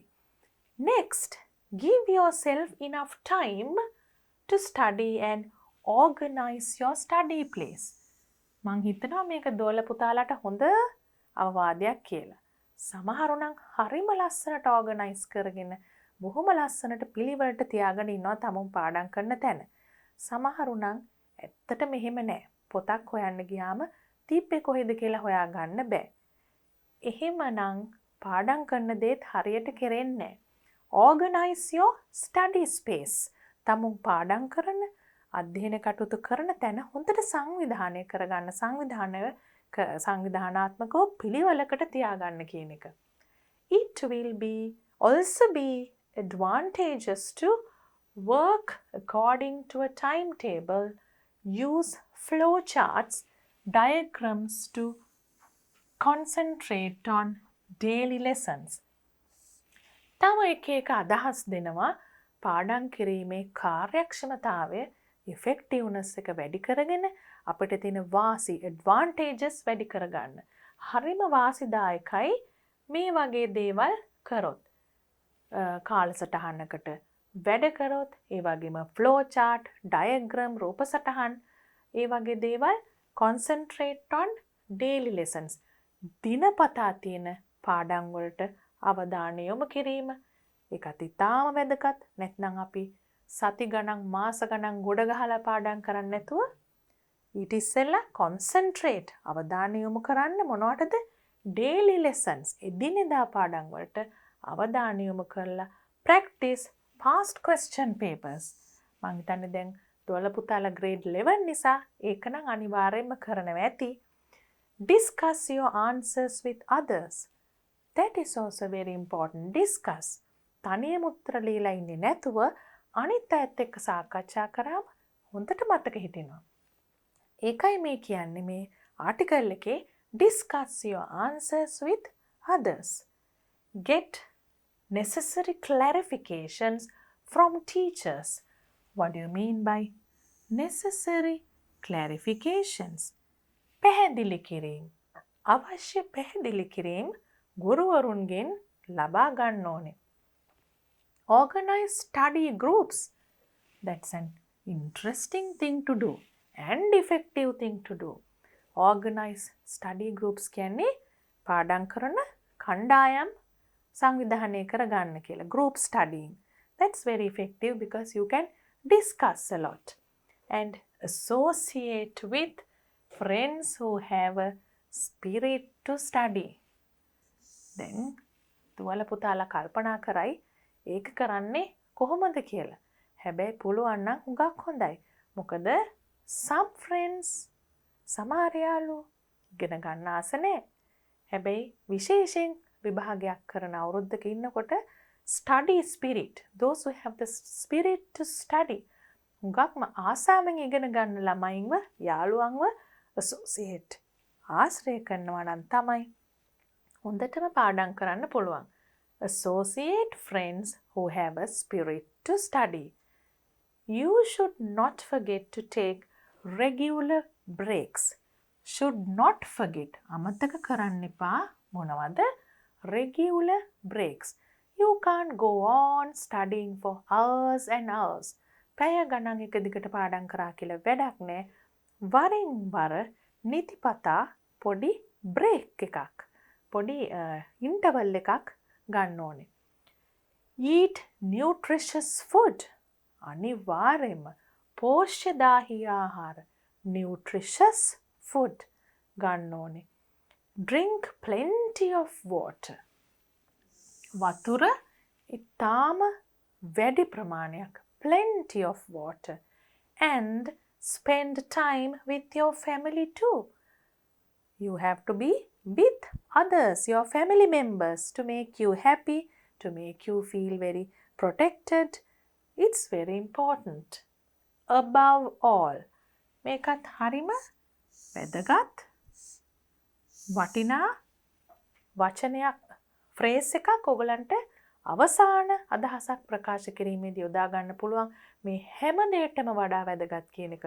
Above all, be positive. What's the most important thing? The most important thing කියලා කියන්නත් පුළුවන්. ඊට වඩා ලස්සන විදිහකට කියනවා above all, මේ සෑම දෙයකටම වැඩියෙන් be positive and have faith in yourself. Positive කියන්නේ බොහොම අපි ධනාත්මක වෙන්න ඕනේ. And have faith in yourself. තමා ගැනම විශ්වාසය ඇති කරගන්න ඕනේ.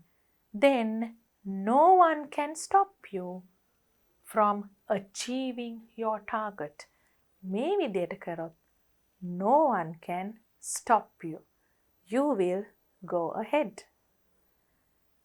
I hope you got many points from this article.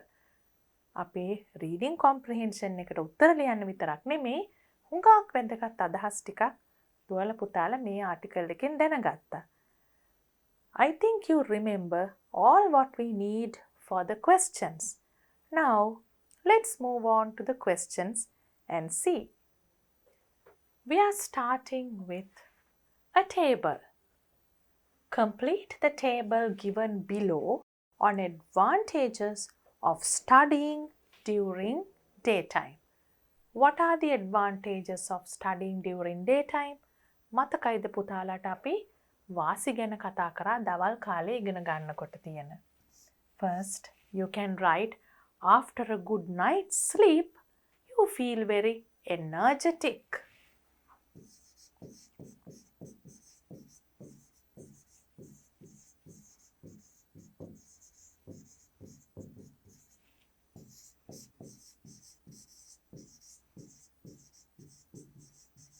You feel energetic.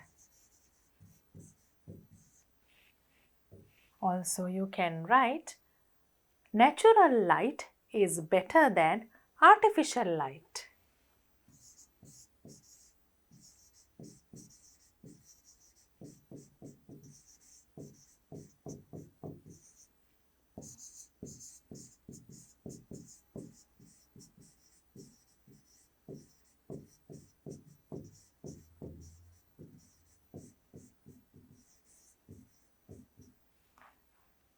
We also told about other people being awake. අපි තනියම පාඩම් කරන්නේ නැතුව අනිත් අයත් ඇහැරිලා ඉන්න සම්බන්ධ කරගන්න පුළුවන් වෙලාවක ඉගෙන ගන්න එක හොඳයි කියවනේ. අන්න ඒක අපි දැන් ලියමු.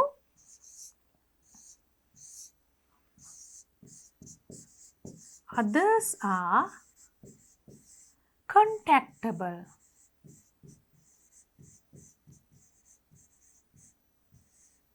For any clarifications.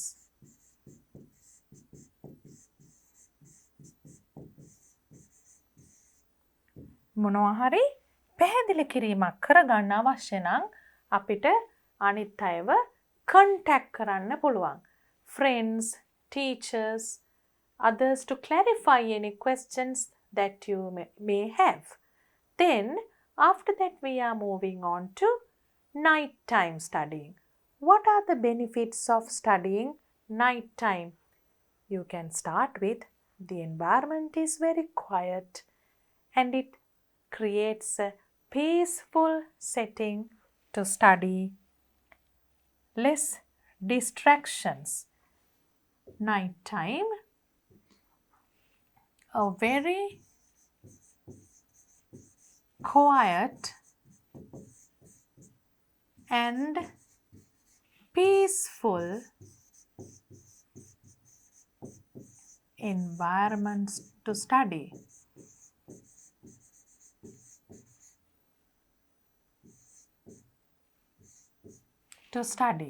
Then you can have this point, less distractions. Because of this, actually this happens, less distractions. Then you can find more in this next paragraph, less distractions than the daytime, and also your creativity will increase.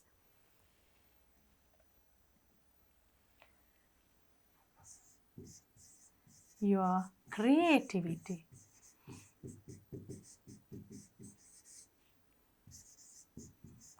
Increase. And also there was another one about how you can analyze more when you study during night time.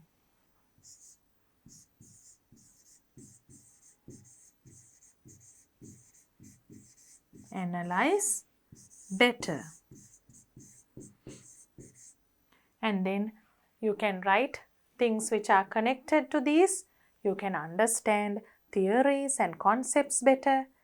Like that, you can fill in this table. Let's look at the questions. What are the steps you have to follow when studying? There were several steps you have to follow. Can you remember we did about having a timetable, setting a target, and then you also have to recall the target all the time. It is important to be methodical, organizing your study space. All these things are there, but you can choose and write a few points to match the question. What are the steps you have to follow when studying? You can say working according to a timetable.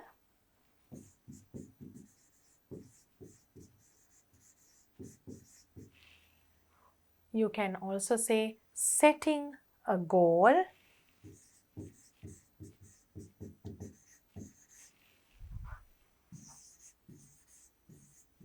Then setting a goal කියන තැනදී පුතාලට මතකයි අපි තව දෙයක් කිව්වා. goal එකක් තිබුණට මදි. ඒක අමතක වෙලා ගියොත් keep on recalling the goal.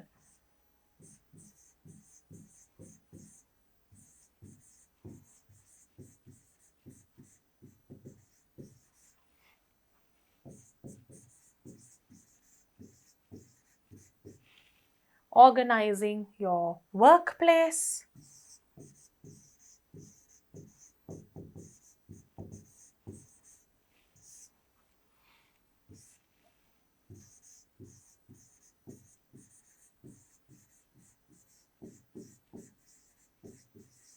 And also you can write about studying in groups.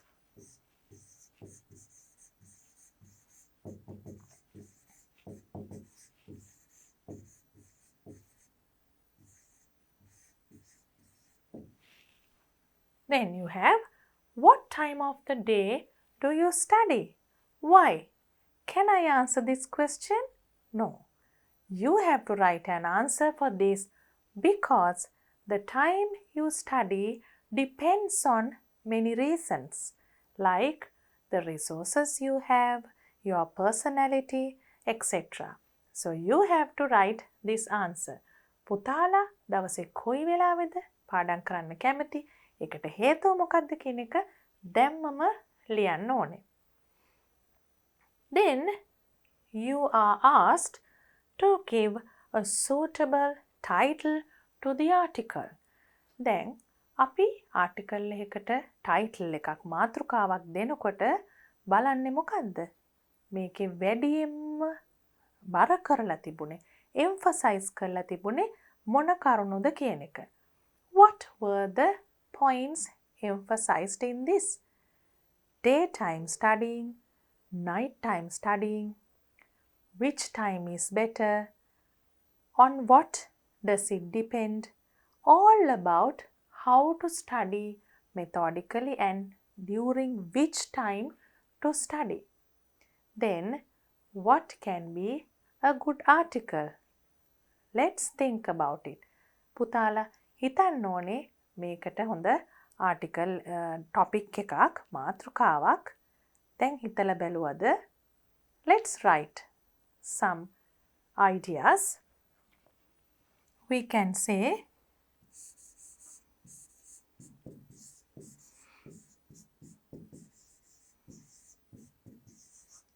which time is best to study, like a question we can give the topic.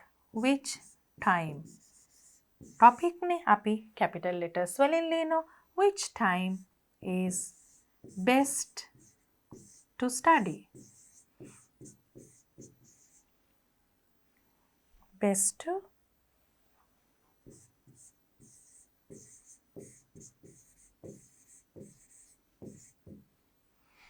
Then you can write a more general topic like ඊට වඩා general තවත් විහිදිච්ච සාමාන්‍ය විදියට ලියන්න පුළුවන් time කියන එකම specify කරන්නේ නැතුව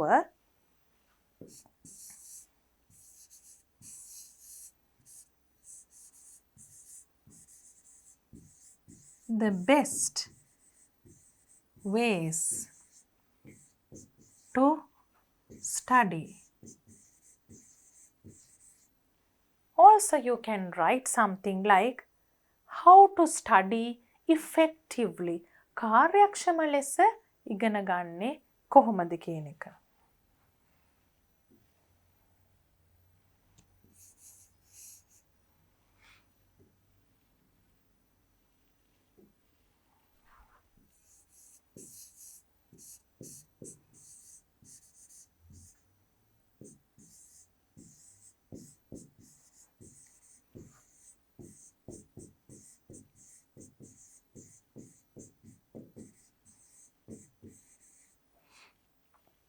How to study effectively.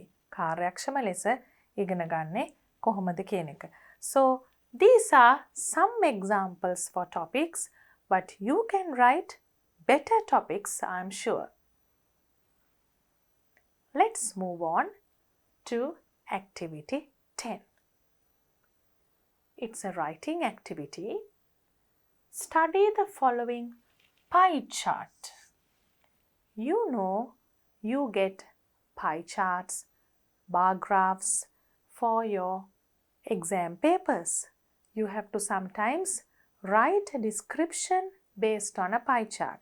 දැන් මේ pie chart, bar graph වගේවෙන් ඔයගලන්ට question paper එකේ ප්‍රශ්න එනවා. ඒවා මොනවද? ඒවා ඔයගලන් අනිත් subjects වලට කොහොමද කරලා තියෙනවනේ. You know that they are visual representations of data. අපි යමක් දීර්ඝ වශයෙන් කියවලා විස්තර දැනගන්නවට වඩා මෙහෙම chart එකකින් graph එකකින් දැනගන්නකොට හුඟක් පැහැදිලිව දැනගන්න පුළුවන්. What do you do from a chart or a graph? You compare data. අපි අනිවාර්යයෙන්ම කරන්නේ තොරතුරු සංසන්දනාත්මකව විස්තර කිරීම. It shows දැන් අපිට දීලා තියෙන pie chart එකේ ඒ කියන්නේ මේකේ මොකක්ද හොය දීලා තියෙන්නේ? Percentage of time spent on different activities by a grade 11 student. සාමාන්‍යයෙන් percentage 100ට කීයයිද කියන ප්‍රතිශතය තමයි අපිට මේ chart එකෙන් ලැබෙන්නේ. ඒ අනුව තමයි අපි description එක ලියන්නේ. දැන් මේකේ percentage of time spent on different activities by a grade 11 student. Write a description about the chart. The phrases given may help you. දීලා තියෙනවා අපිට මේක ලියන්න අවශ්‍ය වෙන අදහස් ටිකක්. Let's look at it first. How has this child spent time on different activities? මොනවටද වැඩියම කරලා තියෙන්නේ?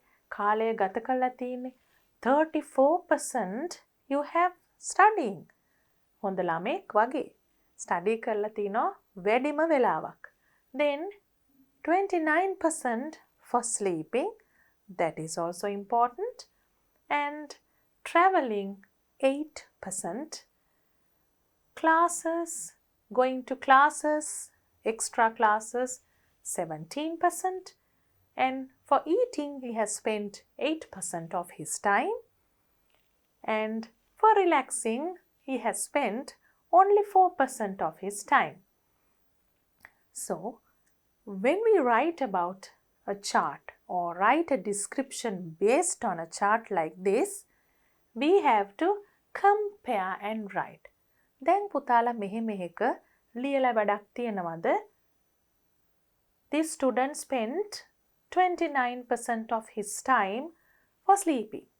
එහෙම ලියලා වැඩක් තියනවද? වැඩක් නැහැ. Because when you look at the graph or the chart, you see it very well. නිකම්ම පේන තියෙන දේ ලියන එක නෙවෙයි, pie chart description එකකින් කරන්නේ.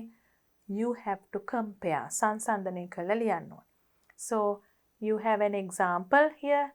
Lowest percentage, highest percentage, අඩුම ප්‍රතිශතය, වැඩිම ප්‍රතිශතය, equal amount, සමාන ප්‍රමාණයක්, more time, වැඩි වෙලාවක්, less time, අඩු වෙලාවක්. Usually, you have to use these phrases, but you have to start with the information given in the instruction. So, when you write after the chart, you can write the above pie chart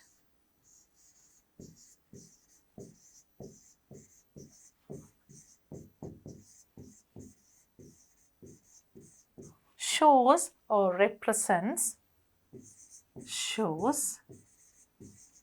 the percentage of time spent on. You take it from the instruction itself. Shows the percentage of time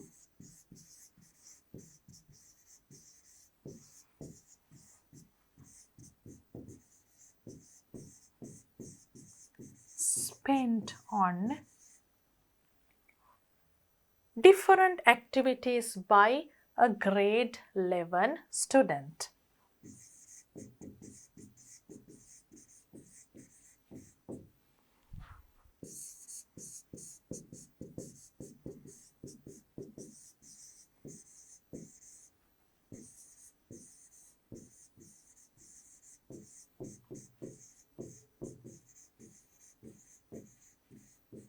Then we move on to the comparison.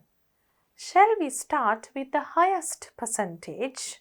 Okay, so the second sentence can be, he has spent the highest percentage of time for studying. He has spent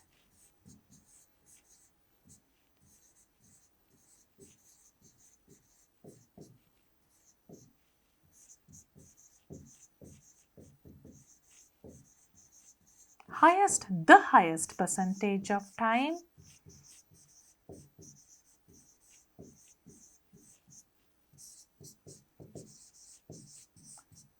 for studying.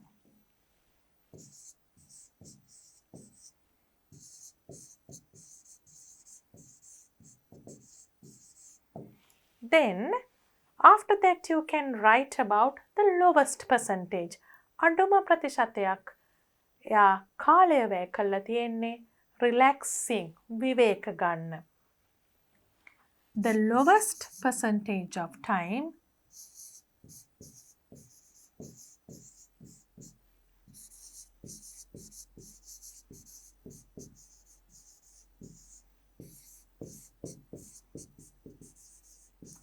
has been spent for relaxing.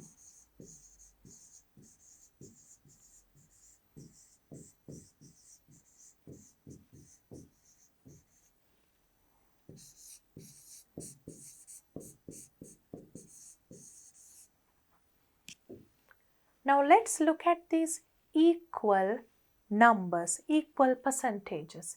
You can see 8% in two places. So he has spent 8% of time each for traveling and eating.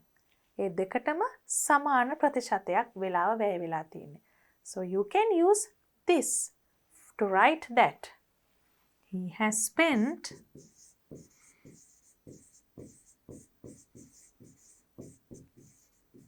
equal amount of time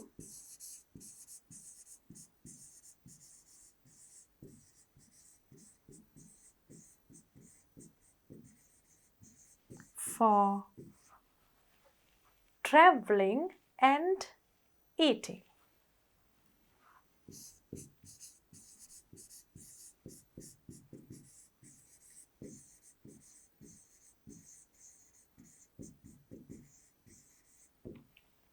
Now we have to compare using more and less. වැඩිපුර සහ අඩුවෙන් කියන අදහස එන්නත් මෙතනින් අපි පාවිච්චි කරපු නැති දෙයක් අරගෙන compare කරලා බලමු. Now we didn't talk about sleeping and we can compare that with something like going to classes or something less than that. He has spent more time on sleeping than traveling, or something we didn't take on classes. He has spent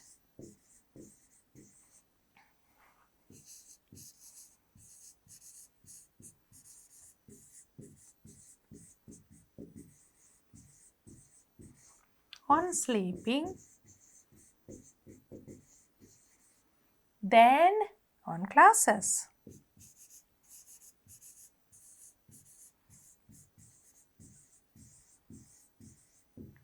Now we'll see where we can use this phrase less time, අඩුවෙන් අනිත් එකට වඩා.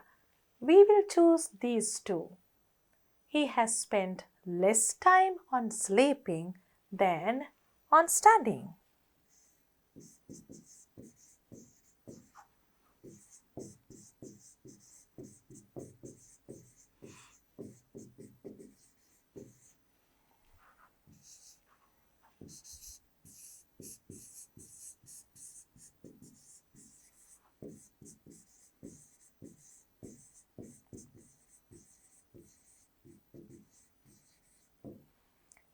After we write all these things, you can write a final sentence with a general comment. සාමාන්‍යයෙන් මේක දිහා බලලා ඔයගලන්ට අවසාන වශයෙන් කියන්න පුළුවන් පුංචි අදහසකින් වාක්‍ය ඉවර කරන්නත් පුළුවන්. Overall, we can see that he has managed time. හොඳින් කාලය කළමනාකරණය කරගෙන හරියට බෙදාගෙන වැඩ කරපු කෙනෙක් වගේ පේනවා. අපි ලියමු ඒක. Overall, සමස්තයක් ලෙස we can say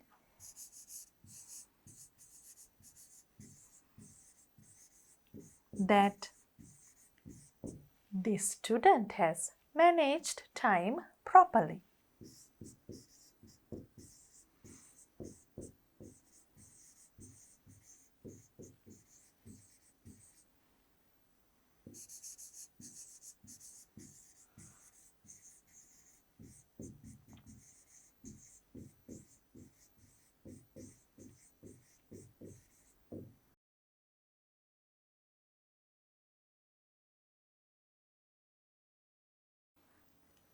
Now let's look at this revision point. Suffixes. Before doing the revision point, we'll see whether we remember something. We did something called affixes, and affixes are divided into prefixes and suffixes. Affixes divided into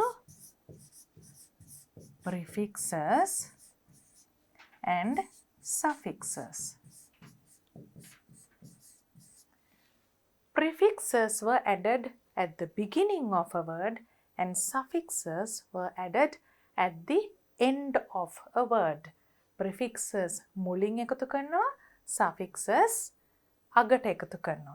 ඒ වගේම මතක් කරගන්න ඕනේ word classes.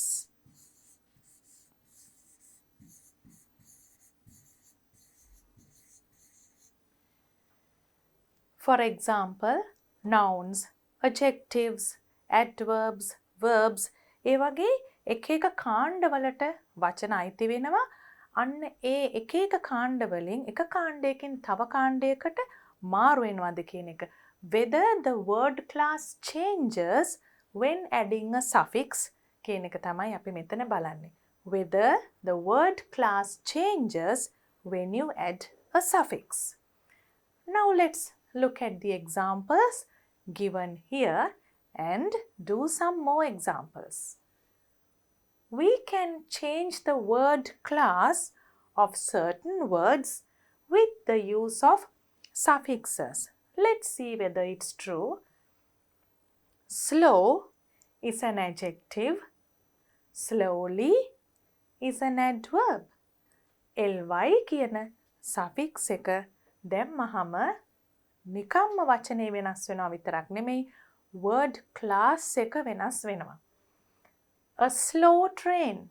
Then slow is an adjective. If you say the train came slowly, the train moved slowly. එතකොට move කියන verb එක slowly කියන adverb එකෙන් modify වෙනවා. So slow to slowly there is a change in word classes. Usual, usually. Again, usually is an adjective and usually is an adverb. Now look at this. Something similar. Again an adjective to an adverb. නාම විශේෂණයකින් ක්‍රියා විශේෂණයකට. Rare, rarely. කලාතුරකින් කියන එක rare, rarely.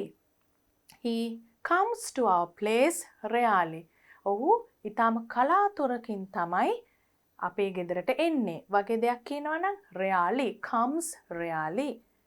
Then play, playful. Slightly different. Play is a verb. Children play basketball on Sundays. ඒ වගේ කියනකොට play කියන්නේ verb එකක්. හැබැයි මෙතන playful කියනකොට adjective එකක්. For example, you can write a sentence like she is a very playful child. She is a playful child. So playful is an adjective. Appear, appearance. Appear is a verb. For example, you can say the child suddenly appeared near the gate. Gate ළඟ එකපාරටම පෙනෙන්න සැලැස්සුණා. Appear. Appearance පෙනෙන විදිහ පෙනුම කියන එක. So it's a noun. Now we will write a few more examples and come back to something again. What kind of nouns these words belong to or these words are? We'll look at that after writing a few more examples for suffixes. දැන් දුවල පුතාලත් තව examples ලියන්න පුළුවන්ද කියලා බලන්න suffixes වලට. Let's write together. We'll take a word like flexible. Flexible you can make it flexibility. What is the word class? Does the word class change? Yes, because flexible is an adjective and flexibility is a noun. Namyashili, namyashili bhava කියන එක. Flexible, flexibility. Let's write another example. Joy. You can add the suffix full and write joyful. And does the word class change? Yes, because joy is a noun and joyful is an adjective. Let's write another example. Act. Act is a verb and actor or action is a noun. Act is a verb and action is a noun.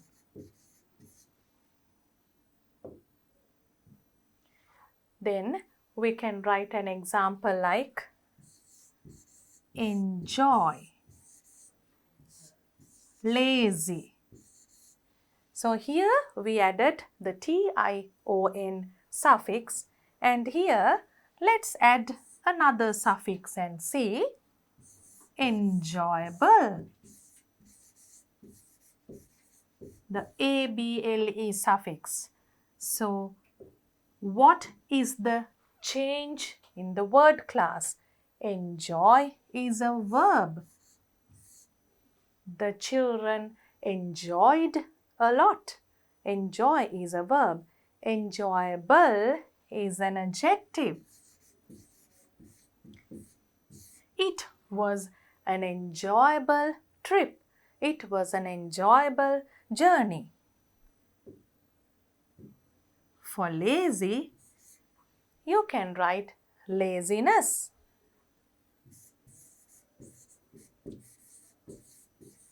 Don't forget to cut the Y and replace it with I before you add the NESS suffix. So here again you have a change of word class. Lazy is an adjective. He is a very lazy student, and laziness is a noun. Now let's look at these words again.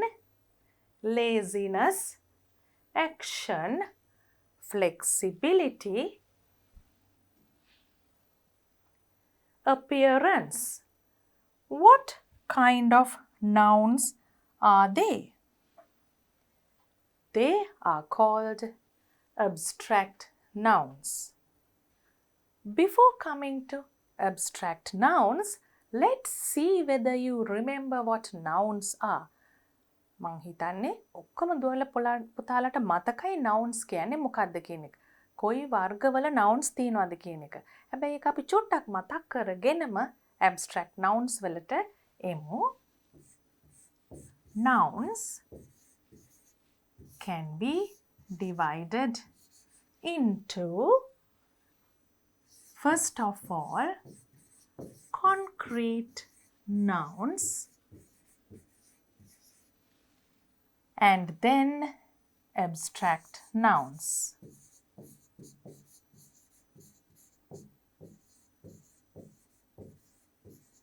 Now let's think of the very common definition of a noun. Noun එකක් කිව්වම පොඩි කාලේ ඉඳලම කරේ name of a place, a thing or a person. අන්න ඒ හැම දෙයකම තමයි මේ concrete nouns කියන්නේ. The common definition. The common definition.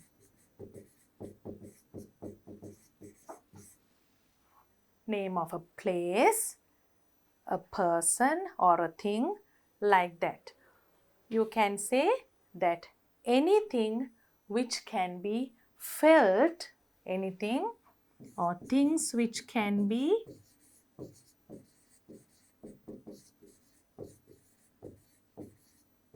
felt by the senses, such as taste, senses, taste, sight, smell, touch. So, if you can see something, touch something, or smell something, anything will fall into that common category of concrete nouns. Let's write a few examples. දැනගෙන හිටියත් කමන්නේ අපි මේකටත් example එකක් ලියමු. An apple. So you can touch, you can smell, you can feel anything. And then something like a telephone, let's say. You can hear, you can see, you can touch. Anything is possible. Now, what are abstract nouns? Things which cannot be felt by our senses. They are intangible. අල්ලන්න දකින්න බැරි දේවල් තියෙනවා. හැබැයි ඒවා function වෙන්නේ sentence එකක noun එකක් විදියට. Let's look at a few examples. It could be a concept. ඒ කියන්නේ මොකද්ද?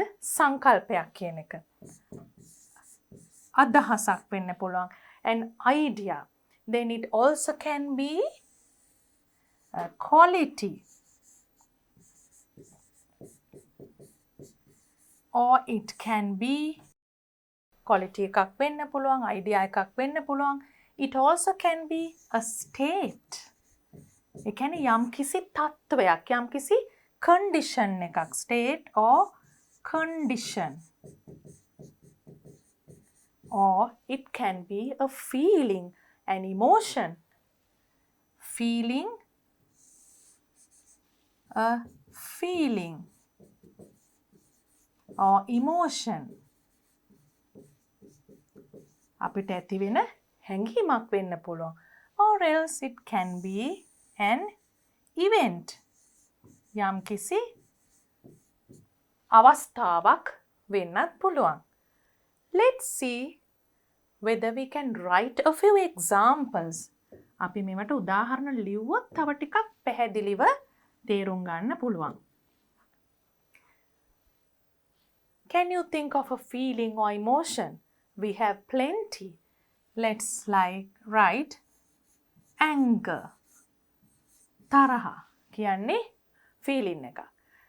emotion එකක්. එතකොට condition එකක් කියනවා නම් අපිට කිව්වොත් condition එකකට කියන්න පුළුවන් confusion. අපි නිකන් මොකක්වත් කරගන්න හිතා ගන්න බැරුව ඉන්නවා කියන්නේ confuse වෙලා ඉන්නවා කියන්නේ confusion. Confusion.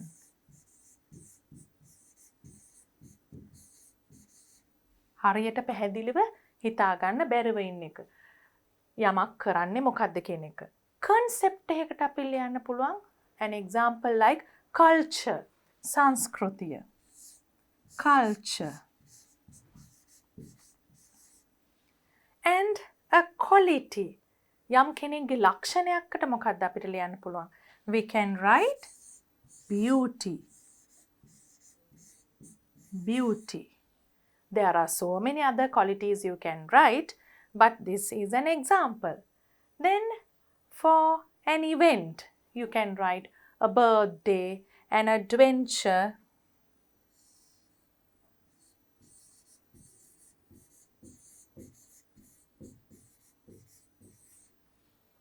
So now I think you understand what abstract nouns are. මේ ඕනම දෙයක් abstract noun එකක් විදියට හඳුන්වන්න පුළුවන්.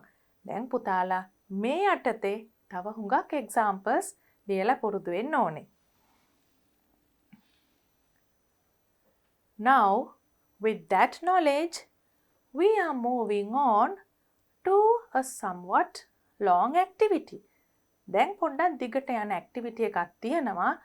සම්පූර්ණයෙන්ම මෙතන word classes වල දැනුම මතක් කරගන්න ඕනේ. නැත්තම් අමාරුයි. මතක් කරගෙන විතරක් නෙවෙයි තව උදව්වක් ගන්නත් පුළුවන්. ඒ නිසා බය වෙන්න දෙයක් නැහැ. Look at the activity. Activity 11 says, complete the table following the example. You may use a dictionary. So a dictionary gives you all the forms of the word. So it's easy for you, if you want, to find a dictionary and refer it when you do this activity.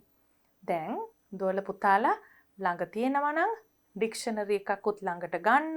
එහෙම නැත්නම් online dictionary එකක් refer කරන්න පුළුවන් නම් ඒ පහසුකම තියෙනවා නම් ඒක හරි මේ වෙලාවේ තියෙනවා නම් බලන්න. එහෙම නැත්නම් මතකෙන් කරන්න පුළුවන් අයත් ඇති. නැත්නම් පුළුවන් ටික කරලා ඊටු ටික පස්සේ කරන්නත් පුළුවන්. Now let's start. We'll see. Some forms of these words are not used very much. දැන් අපි මෙහෙම table එකක පිරෙව්වට සමහර forms මේ වචනවල එච්චරම පාවිච්චි වෙන්නේ නැහැ. නමුත් අපි activity එකේ පුරවලා බලමු පුළුවන් තරම්. Okay, let's start. You have some words here to put into the correct box first and then write the other forms. ඉස්සෙල්ලම මේ ලියලා තියෙන එක මොන box එකටද යන්නේ කියලා දැනගන්න ඕනේ. ඊට පස්සේ අනිත් forms ලියන්න පුළුවන්. Now what are these? Noun, verb, adjective, adverb. They are called word classes.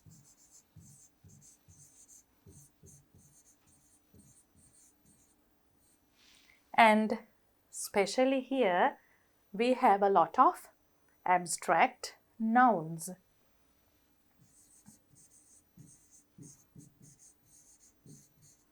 Remember this when you do this activity. The first one is appreciate. ඒ කියන්නේ verb එකක්. අපි කාගේ හරි හොඳක් කියනවා නම් අගය කරනවා නම් ඒකට කියන්නේ අපි appreciate කරනවා කියලා. So let's write that word appreciate under a verb. They have done one example. That is accept. Accept කියන්නේ අපි බාර ගන්නවා කියන එකනේ. එතකොට ඒකේ noun එක තමයි acceptance, acceptability. අන්න ඒකත් දුවල පුතාලා මතක තියාගන්න ඕනේ. සමහර ඒවට එක verb form එකට වඩා තියෙන්න පුළුවන්. එක root word එකකින්, එක මූලික වචනයකින්, එක category එකකට උත්තර දෙක තුනක් වුණත් තියෙන්න පුළුවන්. අපි එකක් ගානේ හරි ඉස්සෙල්ලා ලියලා බලමු. So accept noun is acceptance, පිළිගැනීම. Acceptability, පිළිගන්නා ප්‍රමාණය වගේ දෙයක්. Adjective, acceptable, පිළිගත හැකි. Let's look at an example. It is an acceptable answer. එක පිළිගත හැකි පිළිතුරක්. Adverb, acceptably. So we are writing appreciate first.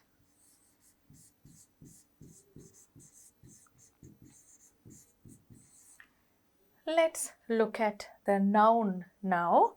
What is it? It's appreciation.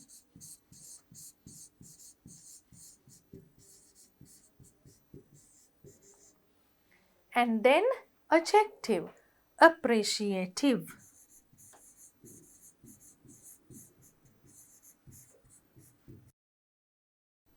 And adverb is appreciatively.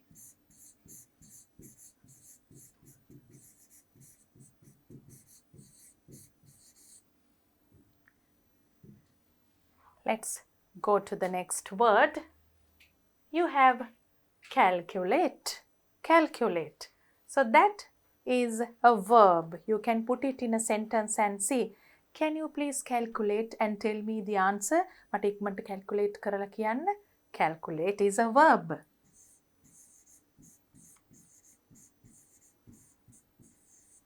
And the noun of that is calculation.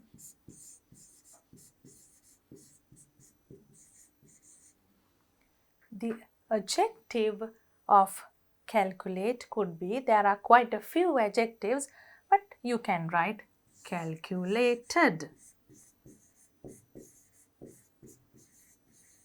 Calculated කියන එක verb එකක් වගේ දැක්කට ඒක adjective එකක් හැටියටත් පාවිච්චි කරන්න පුළුවන්. A calculated risk කියන එක වගේ, calculable ඒ වගේ තවත් adjectives තියෙනවා. We are writing only one per word class. Calculable,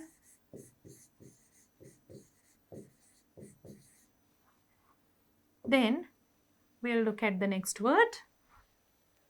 Admire. Admire is again a verb. We admire the beauty of nature. අපි සෝභා දහම, සෝභා ධර්මයේ සුන්දරත්වය හරිම ආසාවෙන් බැලුවා කියන එක. Admire කරා කියන එක. So it's a verb.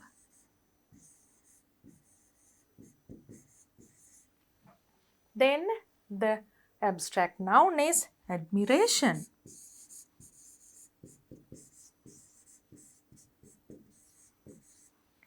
The adjective is admirable.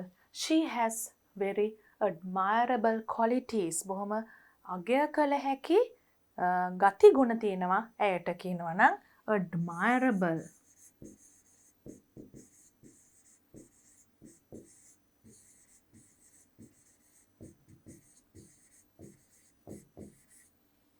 Admirably. Then you have the word desire. You have the word desire. Desire is an abstract noun.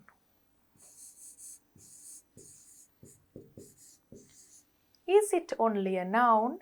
No. It can also be a verb.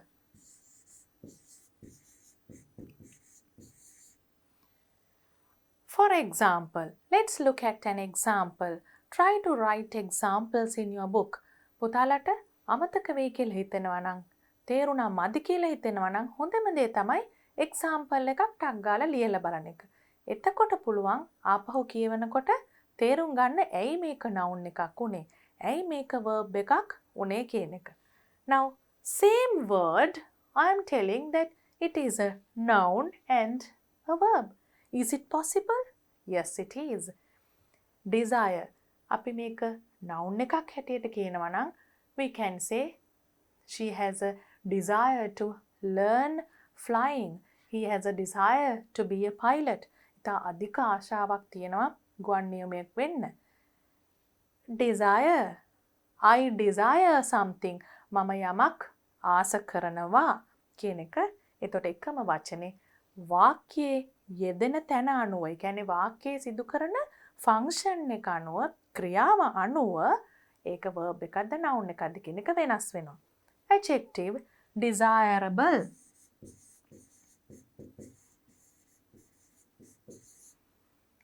Desirably. Desirable qualities. ඒ වගේ examples ලියන්න පුළුවන්. Move. Move කියන්නේ තැනකින් තැනකට ගෙනියනවා, මාරු කරනවා කියන එකනේ. එතකොට move කියන එකෙත් අපිට පුළුවන් verb එකයි noun එකයි එකමයි නේද කියලා දකින්න මෙහෙම ලිව්වට පස්සේ. Move. If we say that we move a table, අපි මේසය වෙනත් තැනකට ගෙනිච්චා, move කරා කියනවා නම් ඒක verb එකක්. Also you can say it's a good move. මේක හොඳ අලුත් ක්‍රමයකට වැඩක් පටන් ගත්ත කෙනෙක්ට අපි කියන්නේ it's a good move. Move. එතන noun එකක්, මෙතන verb එකක්. Then adjective, it's a movable object. සෙලවිය හැකි දෙයක් කියන එක. able able කියන suffix එකෙන් ඊළඟට movably.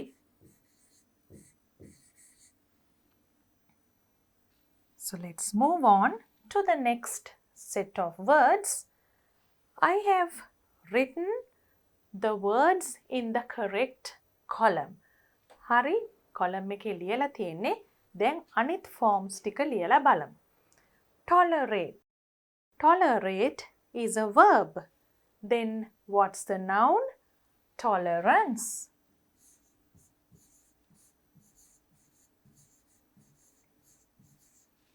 Tolerate, tolerance. Then you can say tolerable for the adjective.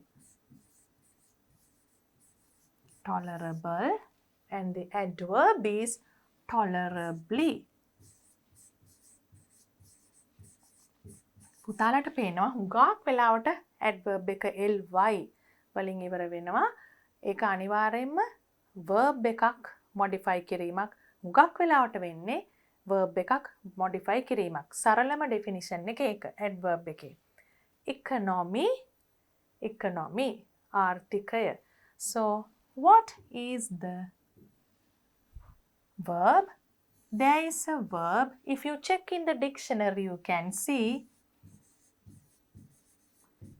economize. Adjective, some words, a few words are there. Economic, economical. Let's write economical.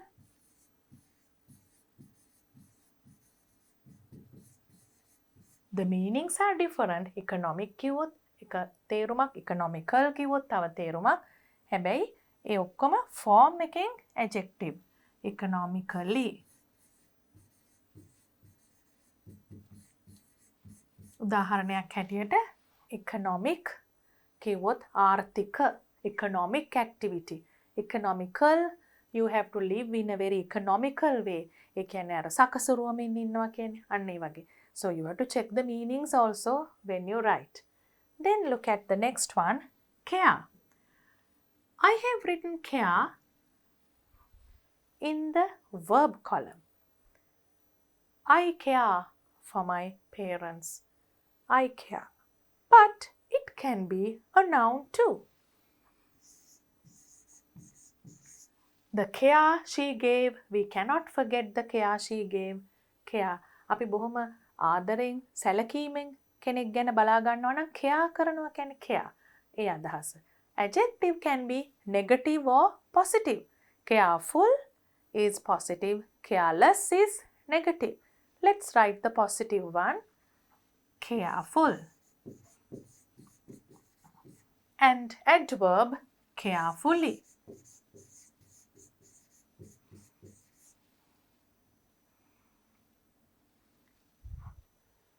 Beauty.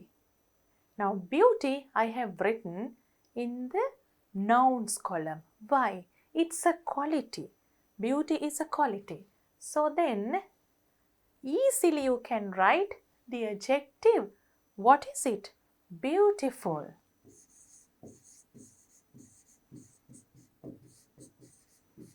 Then what's the verb? Beautify. Beautify your garden. You beautify your garden කියන්නේ වත්ත ලස්සන කරනවා. Beautifully. She danced beautifully.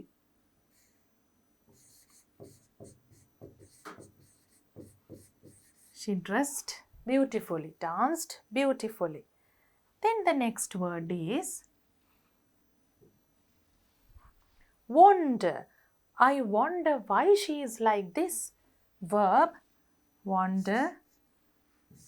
Noun එකක් වෙන්නත් පුළුවන්. 7 wonders of the world. Then you can write the adjective as wonderful and wonderfully. What's next? Fashion. fashion කියන එක දුවලා පුතාලා ඔක්කොම දන්නවනේ. එහෙනම් බලමු මොකද්ද මේකේ verb, adjective and adverb.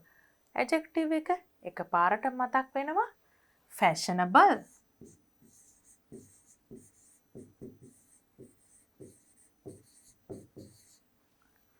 fashionable, ABLE.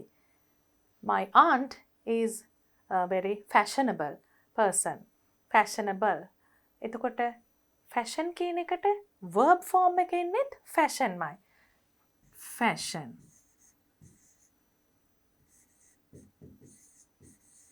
fashioning it, fashioning it. fashionably is the adjective, adverb. fashionably.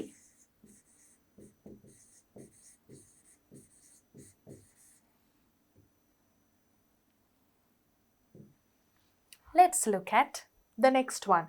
Honor, ගෞරවය කියන එක. What comes to your mind first?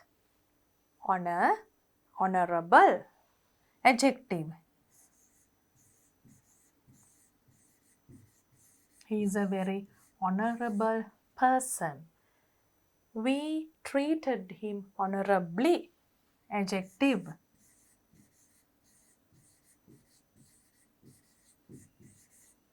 එතකොට මොකක්ද verb එක? ඒකත් honorමයි. හැබැයි sentence එකක වැදෙන පාවිච්චි කරන විදිහ අනුව ඒක වෙනස් වෙනවා. We honor you කිව්වොත් අපි ඔබට ගෞරව කරනවා. එතකොට honor කියන වචනේම verb එකක් හැටියට පාවිච්චි වෙනවා. එකම වචනේ noun එකක් verb එකක් හැටියට පාවිච්චි වෙනවා වාක්‍යයේ තැන අනුව. accept. accept කියන එක අපි එක සැරයක් කෙරුවා. acceptance. acceptance.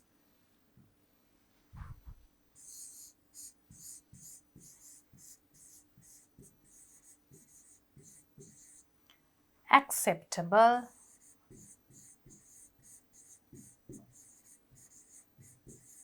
acceptably.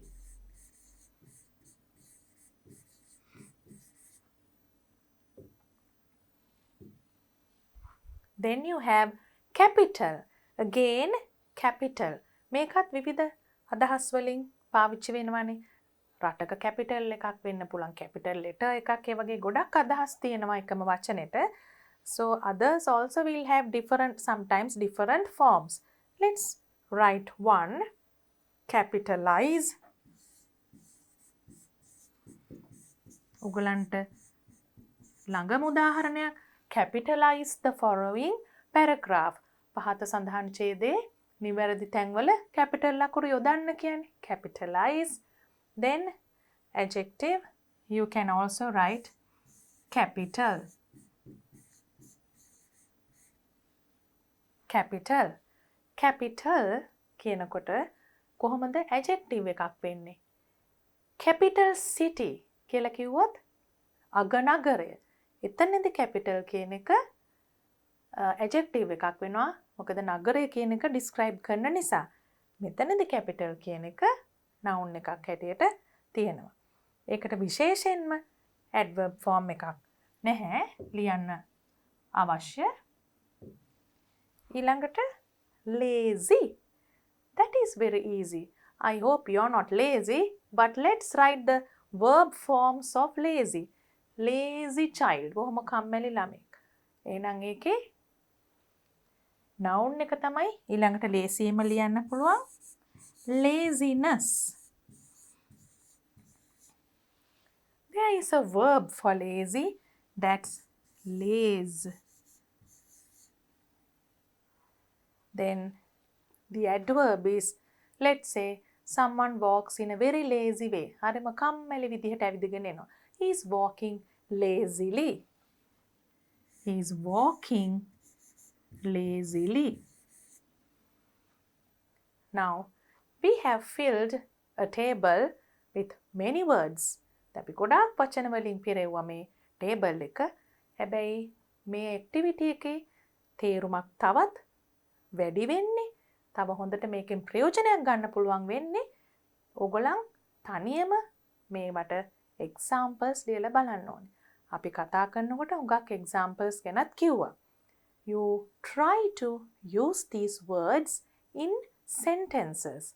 Then word classes or changing from one class to another by adding suffixes is not going to be difficult for you.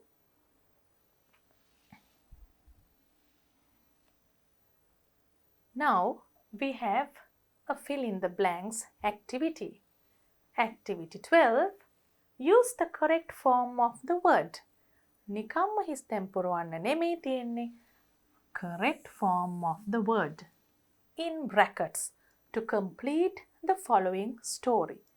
දැන් මේ වගේ activity එකක් හම්බුනාම ඕගොල්ලන් ඉස්සෙල්ලම බලන්න ඕනේ මේක කාලය මොකද්ද වෙලා තියෙන මේ activity එක මේ සිදුවීම වෙලා තියෙන්නේ. දැන් මේකේ හැටියට බැලුවොත් අපි සාමාන්‍යයෙන් විස්තර කරන්නේ අතීතයේ සිදු වුණ දෙයක්. එතකොට ඒකත් හිතේ තියාගෙන තමයි පටන් ගන්න ඕනේ. One day Mithun blank to see a dentist. One day එක දවසක කිව්වම අනිවාර්යෙන්ම ඉවර වෙච්ච දෙයක්. So you write wanted to see a dentist to get a tooth extracted. දැන් දතක් ගලවන්න ගිහිල්ලා තියෙන්නේ ටිකක් බය හිතෙන කාර්යයක් තමයි ඒක. He make an appointment. He made. එතකොට make කියන එකේ past tense එක made කියලා අපි දන්නවා. He made an appointment. වෙලාවක් වෙන් කරගත්තා. Made an appointment with the dentist. Mithun was දැන් was කියලා තියෙන හින්දා මෙතන gave නෙමෙයි අපි දන්නවා be verb එකක් එක්ක එන past participle given. Given a date and a time. So he blank on recalling. ඒ කියන්නේ recalling කියන්නේ මතකයිනේ අපි reading comprehension passage එකෙත් කරා මතක් මෙනෙහි කරනවා මතක් කරනවා කියන එක. He keep on recalling කියන එක kept on recalling වෙනවා. මතක් කර කර හිටියා. appointment එකක් දිනයක් දැම්මම අමතක වෙයි කියලා අපි මතක් කර ඉන්නවනේ. ඒක තමයි මේ keep on recalling. You also can use that term if you keep on recalling something constantly. නිතරම මතක් කර ඉන්නවා නම් කියන්න පුළුවන් keep on recalling. මෙතන past නිසා kept on recalling the date and time. But he ඔන්න තියෙනවා within brackets වල be කියලා. දුවල පුතාලා කාට හරි අමතක වෙලා ඇත්නම් කියලා හිතලා ආපහු සැරයක් චුට්ටක් අපි බලමු be verb එකේ forms මොනවද කියලා. ඒක බලලම තමයි මෙතෙන්ට එන්න ඕනේ. be verb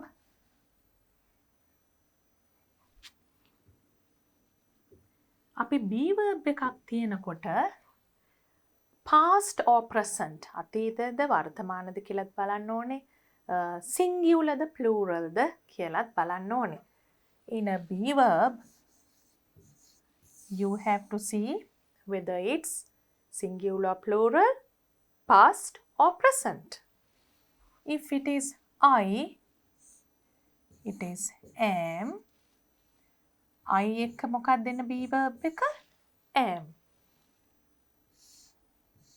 එතකොට singular subject එකක් නම් is. singular subject එකක් එක්ක is.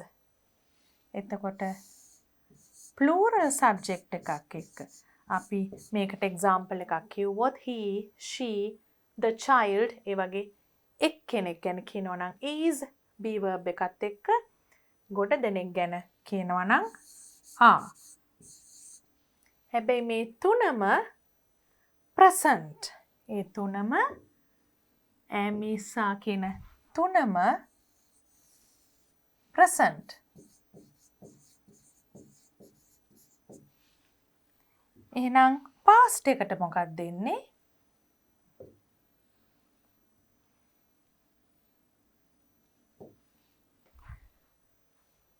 singular නම් was, singular. ඒක වචන නම් past එක was. බහුවචන නම් were. බහුවචන නම්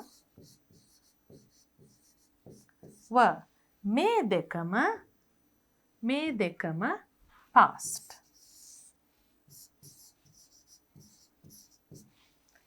දැන් මේ be verb එකේ forms ටික මතක් කරගෙනම am, is, are, was, were. ඒ ටික මතක් කරගෙනම අපි ආයිමත් fill in the blanks activity එකට යමු. he කිව්වම singular. දැන් මෙතන හැටියට past. He was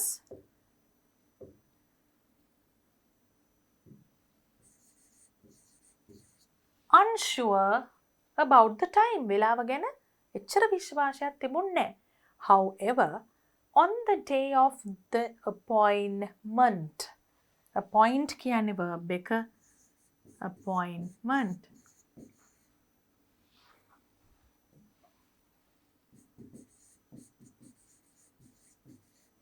On the day of the appointment, Mithun went to see the dentist. ඔන්න දැන් ඒ දවසේ appointment එක දවසේ මිතුන් ගියා දන්ත වෛද්‍යවරයා හම්බ වෙන්න. When he entered the clinic. දැන් එතකොට ඇතුල් වෙනකොට entered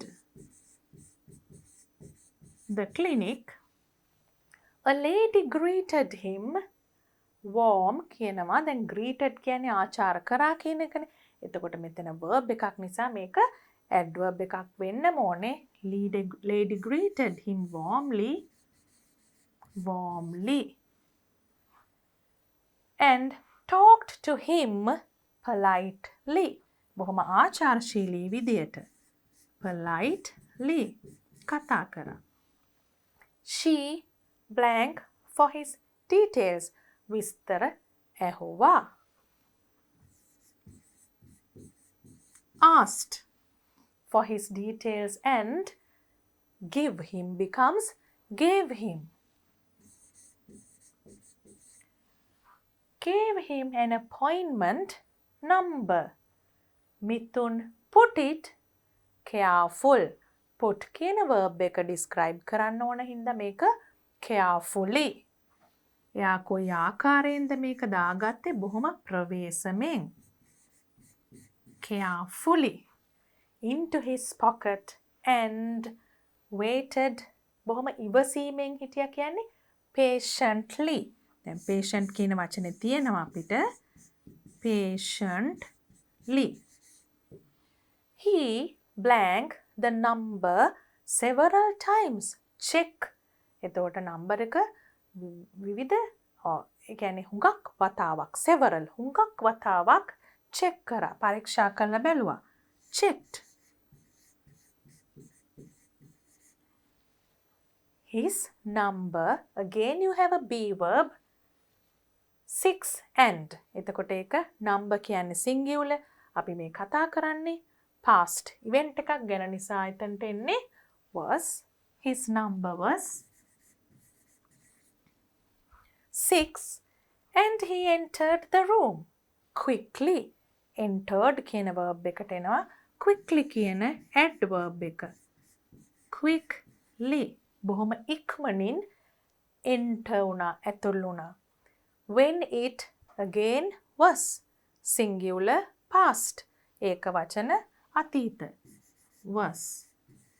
his turn ඔහුගේ වාරය නිසා ඇතුල් වුණා ඉක්මනට quickly.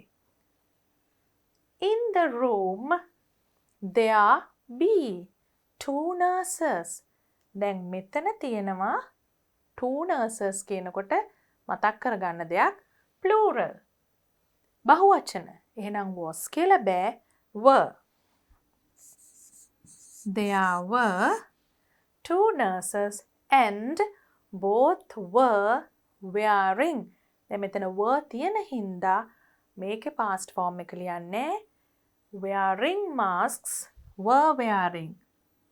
Past continuous. were wearing masks and it was difficult to identify them. ඒගොල්ලන්ව හඳුනා ගන්න හරිම අමාරු වුණා. දැන් නිතුම් ඇතුළට ගියා. ඊට පස්සේ මාස් දාගත්ත දෙන්නෙක්ව දැක්කා. අඳුර ගන්නත් බෑ හරියට ඒ නිසා. Nobody uttered. කවුරුවත් කතා කරේ නෑ. දැන් මේ වගේ වෙලාවකදී මොන වගේ දෙයක්ද ඇති වෙන්නේ? හිතේ ටිකක් බයක් ඇති වෙනවා. අපි ඇවිල්ලා තියෙන්නේ මොනවටද? We have come to extract our tooth and we can see two nurses with masks and there is no sound around. Nobody is talking. Nobody uttered a word. ටිකක් බයත් හිතෙනවා නේද? Mithun was blank to a chair.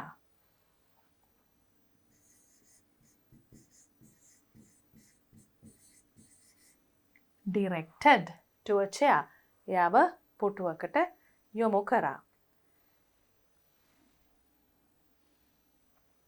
Now, what happened next? මිතුන් ගිහිල්ලා පුටුවේ වාඩි වෙලා බලන් ඉන්නවා. කවුරුත් කතා කරන්නේ නැහැ. නර්සස්ලා දෙන්නෙකුත් ඉන්නවා. ඩොක්ටර්ත් ඉන්නවා. ඩෙන්ටිස්ට් ඉන්නවා. Continue this story and write a suitable ending. දැන් ඉතින් දුවලා පුතාලා අර ක්‍රියේටිව්ලි හිතන්නේ නිර්මාණාත්මකව. මෙතන නම් ගොඩාක්ම ක්‍රියේටිව් වෙන්න අවශ්‍යත් නැහැ. ඇයි? මෙතන වෙන්න පුළුවන් දේවල් හරිම සීමා සහිතයි. මොකද ඇවිල්ලා තියෙන්නේ ඩෙන්ටිස්ට් කෙනෙක් ළඟට. Why has he come to extract a tooth? So you can't think of very creative things, but you can just say something like he got very scared. එයා හොඳටම බය වුණා. ඊට පස්සේ එයා බය වෙච්ච තරමටම දෙයක් වුණාද? එහෙම නැත්නම් බය වුණ තරම් දෙයක් වුණේ නැද්ද? අන්න ඒ වගේ පුංචි අදහසක් මට දෙන්න පුළුවන්. But it's up to you to write. Maybe we'll start writing it. අපි එකතු වෙලා මේක පටන් ගමු. ඕගොල්ලෝ ඉවර කරන්න ඕනේ ටිකක් වෙනස් විදිහේ ending එකක් දෙන්න පුළුවන්ද කියලා බලන්න. So what happened last? He was directed to a chair. Then you can say something like he was waiting to see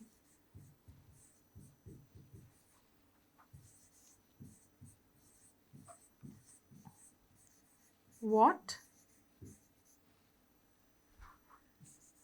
would happen next. ඊළඟට මොකද වෙන්නේ කියලා බලාගෙන හිටියා. He felt scared. බය වුණා. Scared. He felt scared too. Then you can write, you know that the dentist gives you an injection for anesthesia. ඉරිවට්ටන්න injection එකක් ගන්නවා. ඒකත් ලියමු. Then the dentist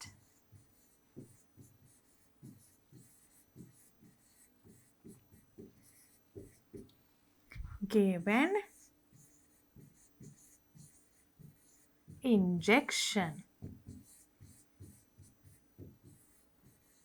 Then Mithun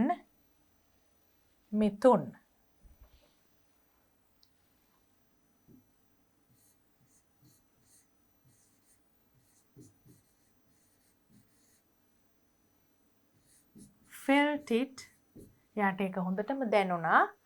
Felt it. එහෙම නැත්නම් it was very painful for Mithun කියලා ලියන්න පුළුවන්. අපි felt කියන එක මීට කලින් ලියලා නිසා අපි ලියන්න පුළුවන් it was very painful for Mithun. දැන් හිරිවටන injection එක ගහන්න ඉස්සෙල්ලා ගහනකොට දැනෙනවනේ වේදනාවක්. It was very painful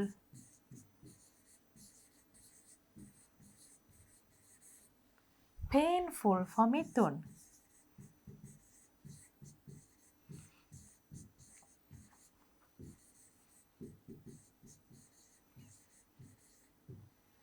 But after the injection you don't feel anything. ඊට පස්සේ මොකුත් දැනෙන්නේ නැහනේ. බය වෙච්ච තරමට දෙයක් උනේ නැහැ. So we'll write that. But after that, in පස්සේ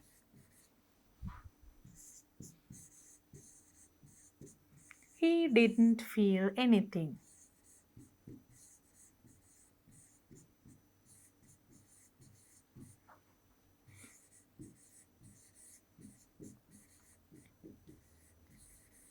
And also I have seen that dentists usually talk to children very kindly. You can write that here as well. The dentist, the doctor too, was very kind or talked kindly.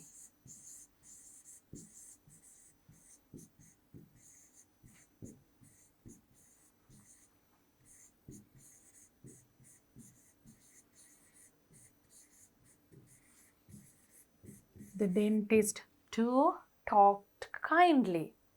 Finally, he extracted the tooth and Mithun went home after some time. මට නම් මතක් වෙන්නේ එහෙම දෙයක්. අන්තිමට දත ගැලෙව්වා. Finally, the dentist extracted the tooth. And Mithun went home after staying for some time. යම් වෙලාවක් ඉඳලා මිතුන් ගෙදර ගියා කියන එක. ඒ එන්ඩින් එකට වඩා දුවලා පුතාලට ඊට වඩා ලස්සන එන්ඩින් එකක් තියෙනවා නම් ලියන්න. If you have a better ending, a more interesting ending, you can write here. But you have to try. Now we have come to the last activity of Unit 5. Match the following idioms. Idioms කියන්නේ ඒ භාෂාවේ ව්‍යවහාර වෙන විශේෂ යෙදුම් with their meanings. කෙලින්ම කියවම දැනෙන තේරුම නෙමෙයි ව්‍යවහාරයේදී දැනෙන තේරුම, පිළිගන්න තේරුම. For example, a month of Sundays. දැන් ඉරිදාවල් වලින් මාසයක් හැදෙන්නේ නැහනේ. ඒකයි මම කිව්වේ direct meaning එකක් නෙමෙයි idiomatic. A month of Sundays. Sunday is a holiday. So a month of Sundays mean a very long period of time. Like that, let us match these idioms and meanings. Better late than never. Better late than never means better to do something late than not do it at all. මොකුත් නොකරම ඉන්නවට වඩා ප්‍රමාද වෙලා හරි කරන එක හොඳයි. අපි හිතමු කාට හරි උදව්වක් කරන්න තියෙනවා, නැත්නම් සුබ පැතීමක් කරන්න තියෙනවා. If you have to help someone or wish someone, you forget it to do it on time. But at least you do it a little later. So you can say better late than never. Beat the clock. ඔක්කොම time සම්බන්ධ. ඇයි අපි මේ unit එකේ ඔක්කොම කරේ time කියන the importance of time, importance of working on time, importance of time management කියන තේමාව යටතේ. Beat the clock, turn back the hands of time, behind the times, the big time. දැන් හරිම ලේසි මේ තියෙන වචන වලින්ම චුට්ටක් අපිට අදහස ගන්න පුළුවන්. behind කියන්නේ පිටුපසින් කියන එක. ඒතර behind the time කියනකොට එනවා being old fashioned. Let's say you are not following fashion trends. එක විලාසිතා එනවා එක කාලෙට. හැමෝම ආස නැහැ ඒවා අනුගමනය කරන්න. සමහරු කැමති, සමහරු කැමති නැහැ, සමහරුන්ට බෑ. මොකක් වුණත් අපි ඒකට කියන්න පුළුවන් being old fashioned කියන එක behind times කියන එක. එක උදාහරණයක් විතරයි. Turn back the hands of time, beat the clock. beat කියන්නේ පරද්දනවා කියන එකනේ. අපි ඔරලෝසුවක් පරද්දනවා කියන්නේ මොකද්ද? ඒ යන කාලයට වඩා අපි සැලසුම් කරාට වඩා ඉක්මනින් යමක් ඉවර කරනවට තමයි කියන්නේ beat the clock. So you also can try to beat the clock if you prepare well. Succeed in something before time is up. වෙලාව ඉවර වෙන්න ඉස්සෙල්ලා මොකක් හරි සාර්ථක කරගත්තා කියන එක. Turn back the hands of time. ඒ කියන්නේ turn back පිටුපස්සටනේ. Turn back. Past. To go back to the past. අතීතයට ආපසු යෑම කියන එක. The big time. Big කියනකොට අපිට තේරෙනවා යම් ලොකු දෙයක් ගැනයි කියන්නේ. The top level of a position. අපි හිතමු යම් තනතුරක හරි වෘත්තියක හරි ඊටාම ඉහළ තලයකට ආපු වෙලාවක අපිට කියන්න පුළුවන් the big time කියලා. So that is the end of all your activities given in Unit 5. අපි ගොඩාක් දේවල් රිවයිස් කරා, ඒ වගේම ප්‍රැක්ටිස් කරා මේ ඇක්ටිවිටීස් කරනකොට. ඒ වගේම අපි ටයිම් කියන තේමාව, importance of time කියන තේමාව යටතේ තමයි ගොඩාක් කරුණු සාකච්ඡා කරේ. So I think you learned all these things in this unit. So now it's your turn to practice all what we did and also to do the activities in your workbook for further practice.